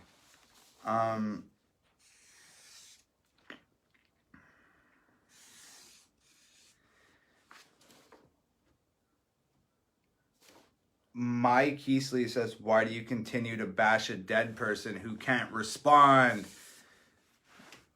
Listen up, Mike Keesley. I'm pretty sure the dead person that you're responding, or that you're referring to, is Lil Peep, and you're very upset about Hell of It mentioning Lil Peep's name, which wasn't a diss, and then in Sad Rappers mentioning Lil Peep's name, which wasn't a diss. Stop being such a wussy girl and get over it. Sad Rappers is about very real shit. It's not about bashing a dead guy, idiot. It's about speaking out against the music industry, idiot. That's capitalizing off of pretending to be able to relate to your mental illness through artists so they can create a loyal fan base and take your money, idiot. Look a little deeper than the surface, idiot. So that's what that is. You're too stupid to listen to my music. Please stop, idiot. Logan Christensen says, are you thinking of doing any podcasts or long-form interviews? Yes, Logan Christensen, I am thinking about doing some podcasts and long-form interviews. I've had a bunch of offers. I haven't taken any yet, but I'm going to shortly. So that's been one thing. I mean, we're pretty much podcasting right now. This is pretty much the longest form interview I could ever give. And they're questions from you and not like fucking Joe Rogan or some other boob that doesn't know anything about me. So let's rock.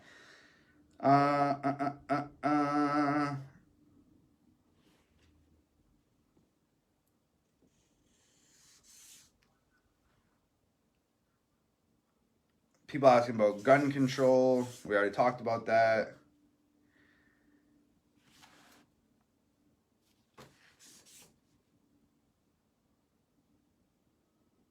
Cody Carter says, the new tracks that are coming out, are you going to touch on depression in them? Absolutely. That's always going to be like one of my things, bro, as long as it's something that I deal with. So yeah, absolutely. People asking if they can meet me and if I'll marry them. People telling me it's not. Stop. Kara Glebe says, are you a political person? See, that's like a really difficult one for me to answer, because like I said, I don't really get involved in like too much politics or pay attention to politics, because it doesn't directly like concern me or affect my life. But I do obviously like hear a lot about it because of Facebook and Twitter and Instagram. Like all anybody ever talks about is politics. So the only time I really ever read about something is if I hear something on social media and then I'm like, yo, that's fucking ridiculous, or I agree with that, and then I start incorporating it in my music, and then I'm like, okay, let me look into this a little bit before I release this song, and let me really see like what is going on here politically about this issue. So I'll like read about it a little bit or whatever. But like, I'm not the type of guy that like, I'm not gonna watch the news or read the paper, any of that shit. I'm just gonna like, I know what I feel, and that's it. A lot of the times I'm just like, yo, like, I don't care what it says in the newspaper. I don't care what it says on the news. I don't care what it says on Facebook. Like, I know that this is an issue and this is the way that I feel about it. And you can tell me that I don't have all the facts or that I'm not being compassionate enough or whatever. I don't care. I'm not gonna like write a fucking essay on like political shit. I'm gonna write a fucking song and that's it. A lot of people asking me about collabing and stuff like that.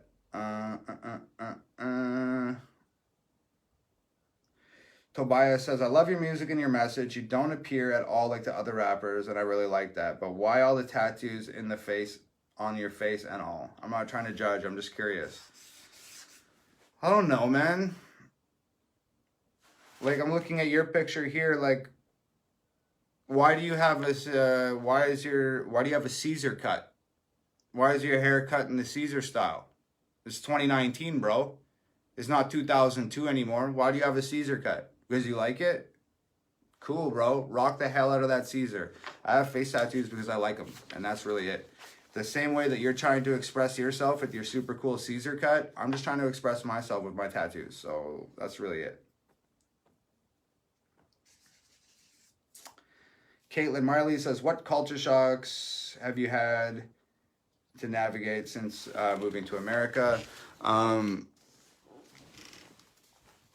I don't know. Like, a lot of people say that like Americans are unfriendly compared to Canadians and stuff like that. I've like never had to deal with anything like that. I think people are generally the same. I think people are typically good. There hasn't really been that big of a culture shock. The one thing is like the White Boy music video. It was like crazy. Like in Canada, being like a white rapper was like not an issue at all. And then like coming out here, being a white rapper is this big terrible thing. And like you're using your white privilege to be a musician, and like you're a culture vulture because you're white and you rap, and like blah blah blah blah blah. And that's like essentially like why White Boy got released and shit like that. And it's just like that. Like, I think that racism in Canada is like hidden under like 3 or 4 levels of like fake kindness. And here, like, the racism shit is like right on the fucking surface, and it's just bubbling to explode constantly. So that's one thing. And like in Canada, it's like not a big deal to like vote or tell somebody who you're voting for or talk about politics or religion or something like that. But like in America, it's like, Jesus fuck, man. Like, you can't talk about politics out here. You can't talk about religion out here. You can't talk about like anything without people getting like super bent out of shape and just like fighting like crazy. So I don't know. I guess it's just like the biggest culture shock is just like sensitivity to like what I would consider are like major issues. Like, I don't know.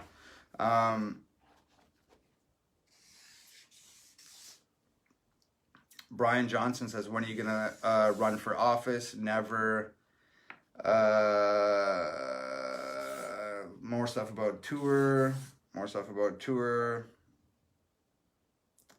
Burgundy Field says, do you ever feel nervous or anticipate attacks from those who don't agree with your music and perspective? No, I don't feel nervous about it, and I don't anticipate attacks, and I don't really give a fuck if that's like what happens, because I've said it from the beginning. I'm here to scream my truth at the top of my lungs, and the truth is worth whatever backlash or whatever opposition, or whatever comes of it is worth it. So that's really it. T.O. Cass says, if a wrestling promotion approached you about doing a match, would you do it? I've had a lot of wrestling promotions approach me about having like one last match or something like that. It's not super high on my priority list. Definitely before the day I die, I'll have my one match for the WWE. So that's definitely going to happen.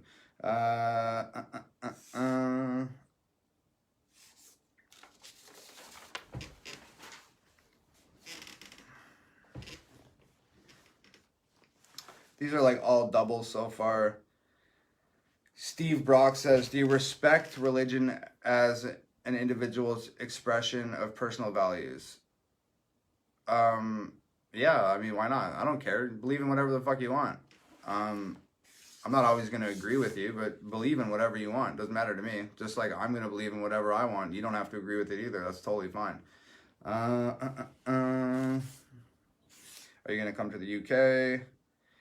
Andrea Corsi says, do you make time to get to know your fans? That's essentially what I'm attempting to do with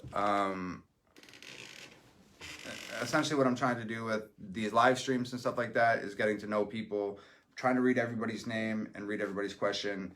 And yeah, this is the best way I can think of doing it for now. If you come to a show, I show up early and I meet everybody who's waiting in line. I also like stay I also stay late after the shows till like 2, 3 a.m.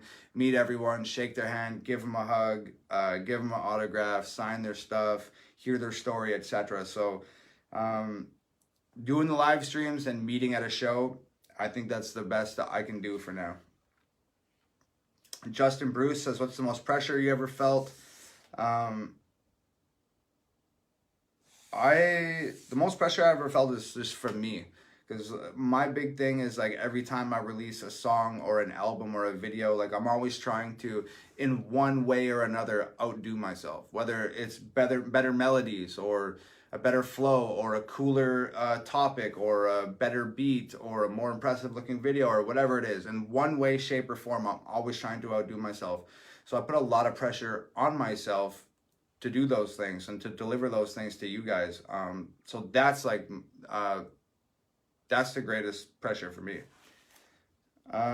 Vinny Melvin says, do you ever plan on going mainstream someday through your own label or signing a big label? No, Vinny, I don't plan on going mainstream one day. I have no interest in mainstream music or like doing any of that stuff. I'm like super happy doing what I'm doing now. And like I said, like, the only like attraction about going mainstream to like most rappers is like money and fame and cars and women and blah blah blah blah blah, and like those aren't really my deal, man. Like I have like a wonderful girlfriend. I'm making the music that I want to make. I'm conveying the messages that I want to convey. I get to produce all my stuff. I get to write all my stuff. I get to conceptualize all my stuff. My videos can look however I want them to look. I can look however I want to look. I can braid my hair or wear my hair down or put contacts in or not, or dress however. I just have like complete freedom right now. And it's not just about me and my freedom. It's about like creating a platform so Nova can do whatever she wants to do, whether that's rap or just play guitar and sing songs or take a pottery class or open up a clothing line or like whatever. Right now, we're like building a foundation so that we have complete creative freedom to do whatever it is that we want to do musically and otherwise. And if you sign to a record label, you lose a lot of that freedom and you lose a lot of your personal artistic expression. I'm just like not interested in sacrificing those things to be on TV and have a nice car. That's fucking lame. A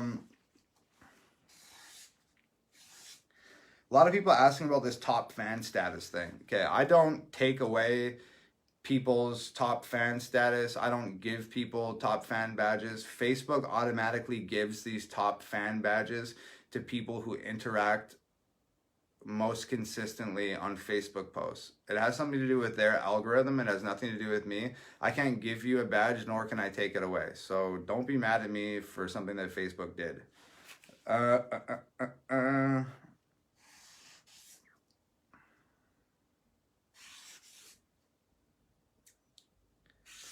Asking if I can help jumpstart a rap career. Ryan Slater says, who would you rather fight? 1 horse-sized duck or 50 duck-sized horses? I'm going with 50 duck-sized horses for sure. Because I can stomp on a duck-sized horse. I feel like a horse-sized duck would fuck you up, though. The big webbed feet and stuff. Man, nah.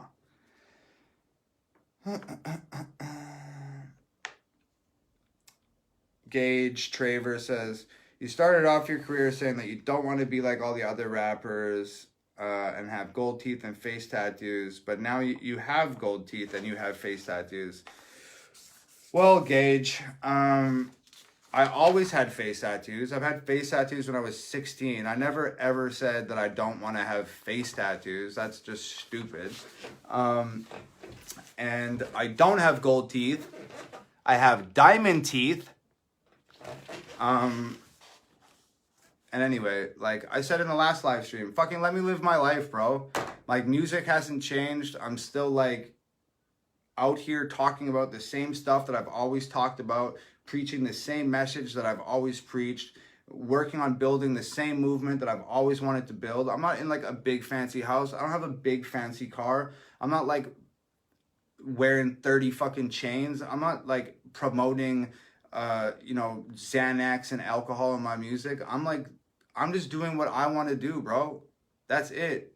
I got these grills for the Sad Rappers video because I wanted to look like one of the sad rappers in the Sad Rappers video in a song that was anti being a sad rapper.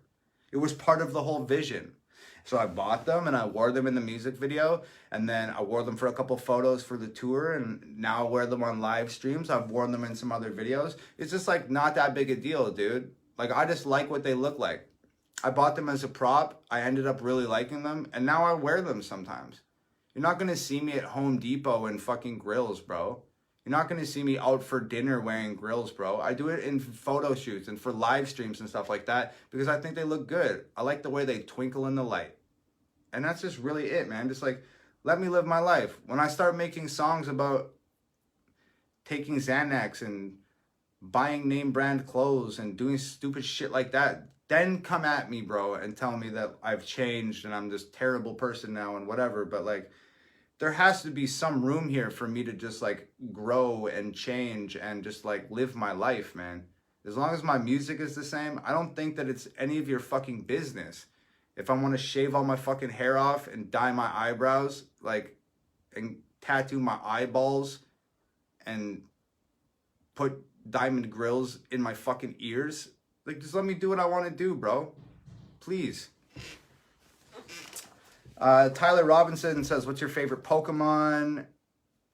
Oh, shit. What's my favorite Pokemon?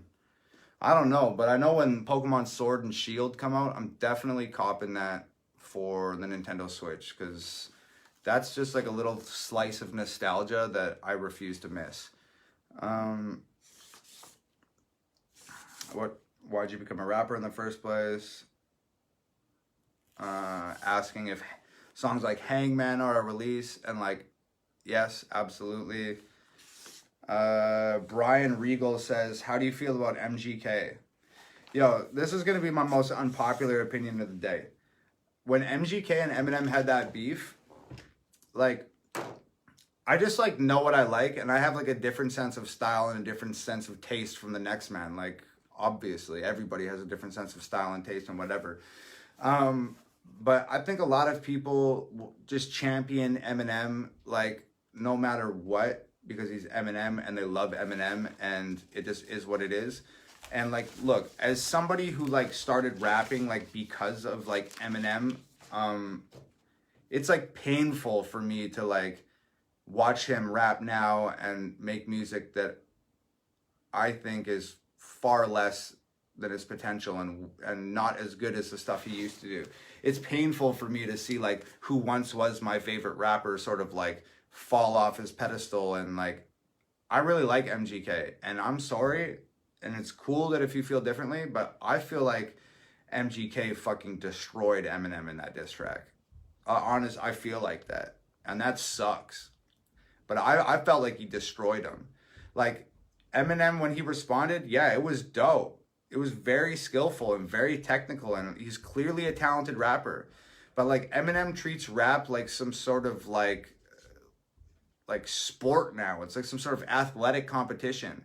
He's like, look at how many words I can rhyme in a row, and like, look at how complicated this rhyme scheme is, and like, look at how like technically able I am to execute this extremely difficult cadence. And it's just like, okay, bro, like, yeah, you rhymed like 70,000 words in a row. You did it really fast. The flow is really complex, and your cadence was technically very difficult, but like, and you did all those things very well. But it's not that nice for me to listen to, bro. I don't want to hear you like do this like verbal gymnastics thing all the time. I just want to hear Eminem make dope music again. I don't care how fast you can rap, or how many words you can rhyme, or how complex your rhyme scheme is, or how difficult your cadence is to execute. I don't care about those things. That's cool, bro, and I'm glad you can do them, but can you just like make a fucking song? Can you just like ride the beat? Why does Eminem sound like he's fucking surprised that he's even rapping every time he raps now? Why is Eminem surprised that Eminem is rapping on every song? That's what he sounds like. It sounds like he's just blown away at the fact he's even rhyming. It's just like, bro, like, you're dope, okay? You don't have nothing to prove to anybody. You're fucking Eminem. Just like, make a dope song. Let me listen to old Eminem again. Anyways, that's how I feel about the MGK Eminem thing. I feel like Eminem got bodied. Eminem's still one of the greatest of all time. It's just the way I feel. I thought I could listen to MGK's diss over and over and over again and vibe to it, and Eminem shit is just like too intense. I'm like, yo, okay, I'll listen to that one time and then I'm good, bro. A lot of people asking one artist, past, present, or future. Who would you collab with? We already talked about that.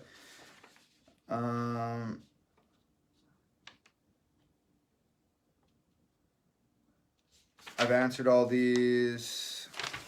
That was a double page. Next page, how do you feel about Eminem? Well, I think we already talked about that. Tiffany said, do you listen to Hobson, Upchurch, and NF? I've heard all of those guys' music before. No, I don't sit around and listen to it. I don't really listen to like a lot of rap. I just don't. I don't listen to a lot of music, period. And when I do listen to music, it's classic rock, like I said. Sandra Castro says, how are you doing and feeling? I'm doing good. I'm feeling good. Thank you for asking. That's the first time anybody's ever asked that. I really appreciate that. Thank you. Manuel Dier says, what was the motivation for your spoken words? I don't know if you guys have seen them, but I've done a bunch of spoken words about anxiety, depression, the system that we live and operate in every day, social media. I've done lots of spoken words. Those were just like things that like, you know, I had a thought sitting on the couch and I started writing it in my phone, or I was out in an Uber or something and I had a thought and I started writing it in my phone. And then before I knew it, that one thought had turned into 64 bars. And it's like, okay, like I could turn this into a song, but do I really have any burning desire to make a song about social media? Or, you know, I've made lots of songs about anxiety and depression. Do I need to turn this into a song? Or can it just exist as a spoken word and just be a piece of art that's different than a song? So yeah, that's the thing behind the spoken words. Elizabeth Bell says, when did you start writing? I've been writing practically like my whole life. Since I was old enough to write, I've been writing. Robert Barron says, as an aspiring artist, is it better to just keep throwing tracks out on the web till something sticks and blows up?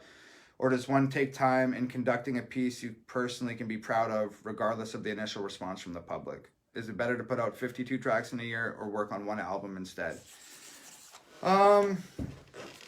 I don't know, Robert. That's tough, dude. It's different for everybody, man. Like when I was first starting out and I first got Final Cut and figured out that I could edit my own videos, I released like 60 videos in like 3 months. And nobody knew who the fuck I was before those videos. And that definitely like helped.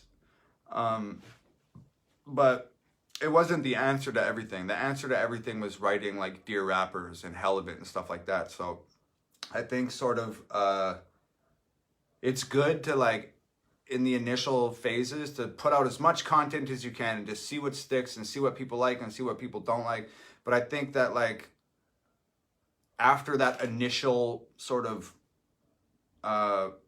content output, I think it's like most important to like craft something that's like authentic and real and means something to you. And if it means something to you, chances are it's going to mean something to other people.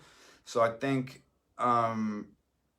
that's probably your best plan of attack. And I wouldn't, you know, it's not, I wouldn't spend 6 months crafting one song. You know, maybe take a week and craft a song, or take 2 weeks and craft the song and then put that song out, and then you can be proud of it. And if you craft one song every 2 weeks that means something to you, put those out there, and then you're still getting tons of content out, but at least it's stuff that you're happy with and whatever. So I guess you just got to find the happy medium between those two things. Cammy Erickson says, are you proud of what you do? Yeah, I'm proud of what I do. I'm mostly like, what I think I've done is talked a bunch of shit about a lot of different things that a lot of people are scared to talk about. I've written a lot of songs about a lot of topics that people are afraid to talk about in public. So I'm more proud of the people that heard those songs and stood up and were like, yo, I feel like that too. Because in the beginning, I was standing up and talking shit about a bunch of stuff, and I felt like I was by myself and I was like alone in it. And that was like a little bit freaky feeling. But then I started to just become really proud of my fans and stuff who would stand up and be like, yo, I feel like that too. I love this guy. I got this guy's back. I'm with him. Fuck everybody else. So yeah, I'm proud of the music, but I'm more proud of the people that is empowered and they've stood up and been like, yo, I feel this shit. Because I know that that's not an easy thing to do, especially some of the messages and shit in my music. So good for y'all. I'm proud of y'all. Lots of questions about inspiration. I think we've talked about that.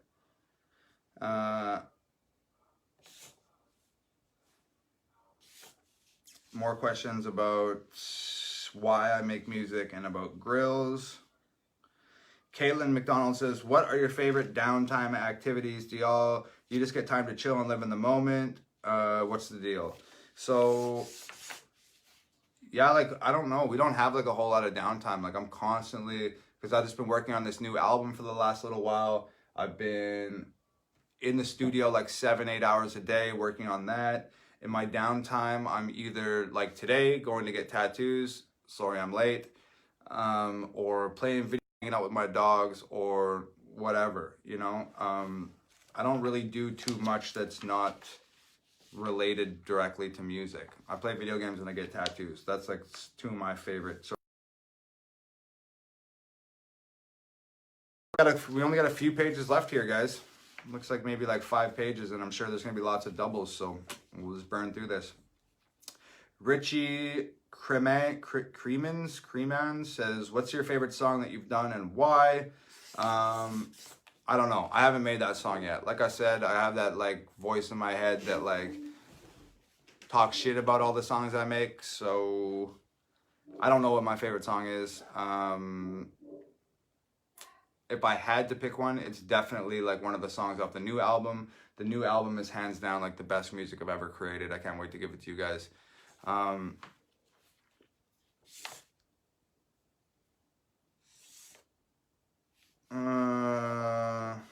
These are just people saying, oh, Chanel Clark says, I saw you in Eau Claire in April. You ended up in the hospital the night before. You were still wearing your hospital bracelet on stage. What happened? Just physically being under the weather and just like anxiety.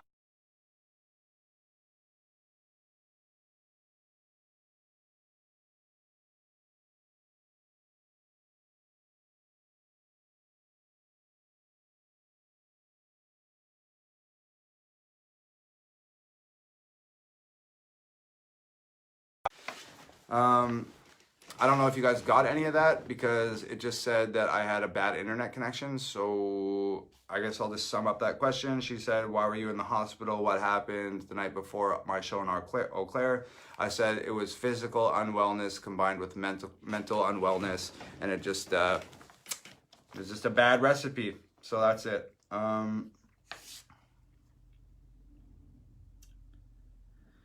Bren Vincent says, what changes do you think you will be able to make with today's youth through your appearance and your music? How are you setting yourself apart from the other entertainers to positively affect future generations? That's a good one, Bren. I don't know what changes that I'll be able to make on today's youth. You know, I've never ever once claimed to be a role model or said.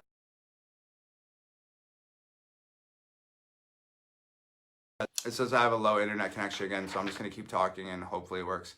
I never said I wanted to be a role model. I never signed up to be a role model. If some people do consider me to be that, then that's great. I guess what am I going to change about the youth by my appearance? I mean, I hope they can look at me and be like, wow, that guy looks crazy and he swears a lot and he's wild, but if you wipe away the middle fingers and the bad language and the bullshit, they'll see somebody that's like extremely motivated.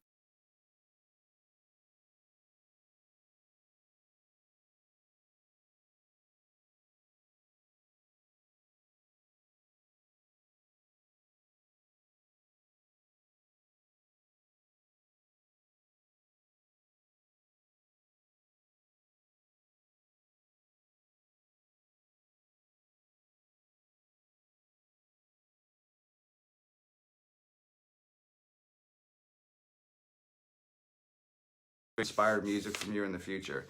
Absolutely. I've honestly have like some of these really what I think are incredible rock songs. And I haven't released them yet because I was like a little bit worried that it would be too much of a curveball for my fans. Maybe they wouldn't like rock inspired sounds. Maybe they want things to be, you know, just straight hip hop. I don't know.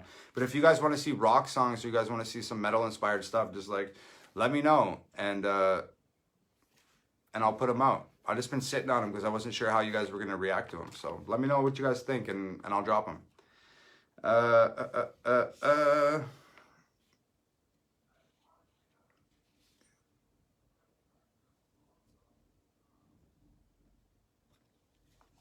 People asking about like what tattoo hurt the most.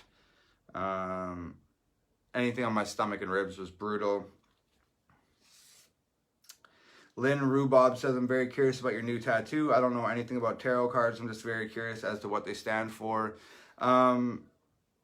You know, I've never been like into tarot cards and stuff like that either. I just feel like I'm the type of dude that like, if I get interested in something, I like go for it and I'll like fall down the rabbit hole and like all the mystic shit, like psychics and mind reading and tarot cards and stuff like that.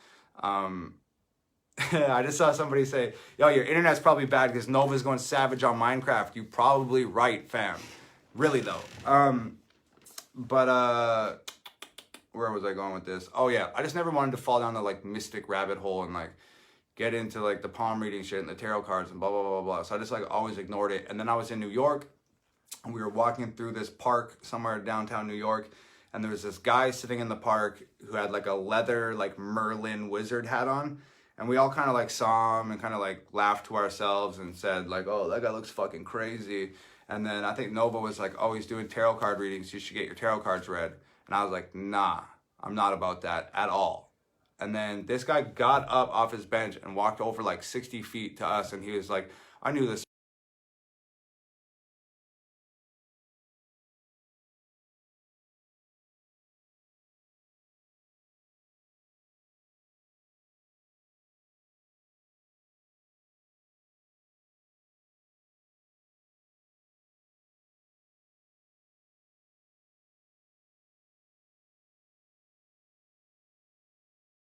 Out some of the like totally amazing shit that this guy said, but I'm not going to do it just because that would be foolish. But he said some really amazing stuff that had to be more than luck. It was more than coincidence. Like there was definitely something special about this guy, whether he was a real psychic or not, I don't know. But You did a damn good job of making us believe it was facts. So,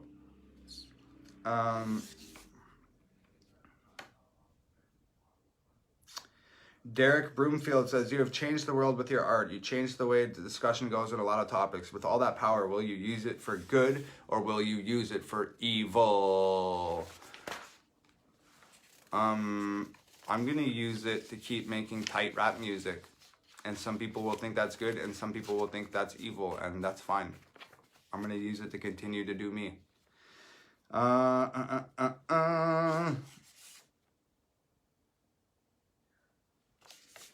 Same questions over and over again here.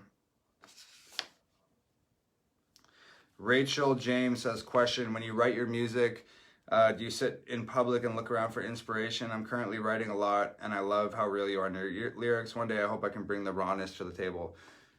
No, sitting around writing music in public sounds terrifying. I sit in my studio and I make all the beats and produce all the music and write the songs there. Either that or, you know, I like sit in my yard and put my headphones in and write music there. Matt Christie says, top 3 favorite wrestlers of all time. I'm going to have to say sliding in at number 1 is Steve Austin. Following him at a close number 2 is Steve Austin. And rounding up that list at number 3 is probably Steve Austin. Those questions are repeats, last 2 pages. Nick DeWiggin says, if you could change it all, like dealing with anxiety, depression, suicidal thoughts, would you? Or would you not change anything? I wouldn't change anything, not for the world. There's no way. I would never wish those things away about myself. Yes, there were awful things that happened in my life, but I'm one of those people that believes that like everything happens for a reason. It like smartened me up. It taught me a lot about myself. It made me really like find myself and figure out the music thing. It made me stop drinking and stop doing like a bunch of destructive shit I was doing to myself and the people around me. And then if I didn't experience the acute anxiety and the paralyzing depression and stuff like that, I would have never been able to make songs about these things and help other people with those songs. So if I wish those things away about myself, if I wish those things away, I would have never gained the experience to help a shit ton of people who say that I've legitimately helped them. And just on the basis of that being to help other people, I would never wish my experiences away. We've talked about God and religion. We've talked about people I want to perform with. Talked about the 100 duck-sized horses or horse-sized ducks. Anthony Miklos says, do I have permission to get a Hangover Gang tattoo? Yes, you can get a Hangover Gang tattoo. It's like one of my favorite things ever when people show up to the shows and they have Hangover Gang tattoos. Fucking amazing. Thank you. I know your skin is super precious real estate, so if you decide to you know, give up some of that real estate for Hangover Gang, that's very, very cool. I appreciate it. Jasper Kala or Kayla says, what's one of your weaknesses that turned into a strength which helps define you who you are today? You know, it's funny. I said this at like every live show. Like, society and the government and the powers that be and blah, blah, blah, blah, blah.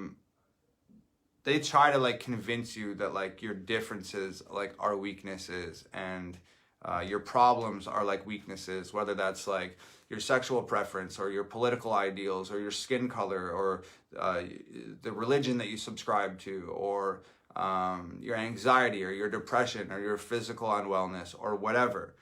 They try to convince you that these things are like weaknesses. And if there's one thing that I know for fucking sure, is that if the government tells you one thing, it's usually the exact opposite. So when society and the government are telling you, those are your weaknesses, your differences are your weaknesses, really, like what I hear is, okay, these things are my greatest fucking strengths. So I need to figure out how to harness these things and use them for good. And that's really what it is. So my, I guess my greatest weaknesses are, you know, the anxiety and depression and blah, blah, blah, blah, blah. Or being able to harness those and help other people with them. So that's important. Trav Thomas says, with rise to fame, how do you keep yourself grounded?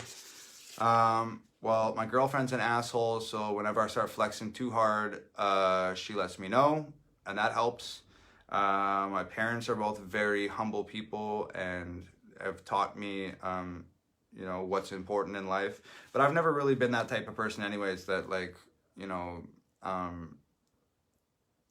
that kind of got lost with their head in the clouds. That's like not really my deal. You know what I mean? I'm just like, I'm just here just trying to have a good time and enjoy myself. And I'm trying to help other people along the way. I'm trying to take care of my dog. I'm trying to love my girlfriend right. I'm trying to talk to my parents on a daily basis. I'm trying to shake hands with my friends as much as possible. And that's really it. I don't have any desire to like buy a mansion and get a Lamborghini and do all this other shit. I don't feel like, you know, these people that aren't grounded start to have this like superiority complex where they think they're like better than other people. And I've like never felt that. I never felt the need to, you know, express that I'm like better than than people who aren't rappers or something like that. It's like so weird because people come to shows and they're like huge fans and they meet me after the show and they're like crying and they're shaking and it's like they're having a really hard time just meeting me and being there. And it's just like, yo, like,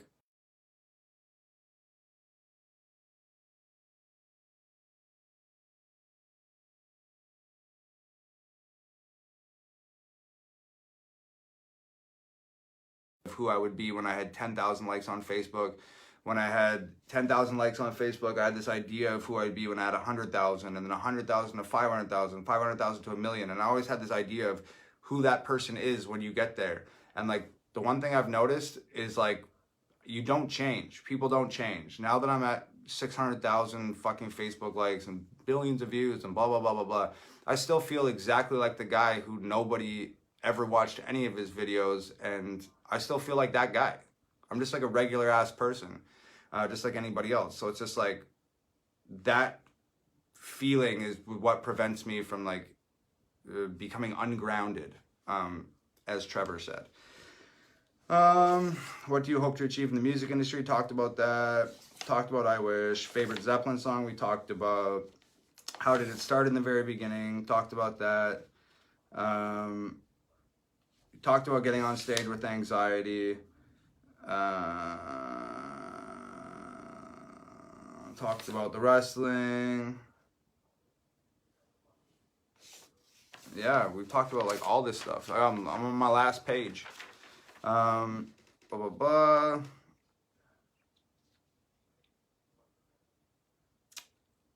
Advice for people trying to be a rapper. Talked about that. Be yourself.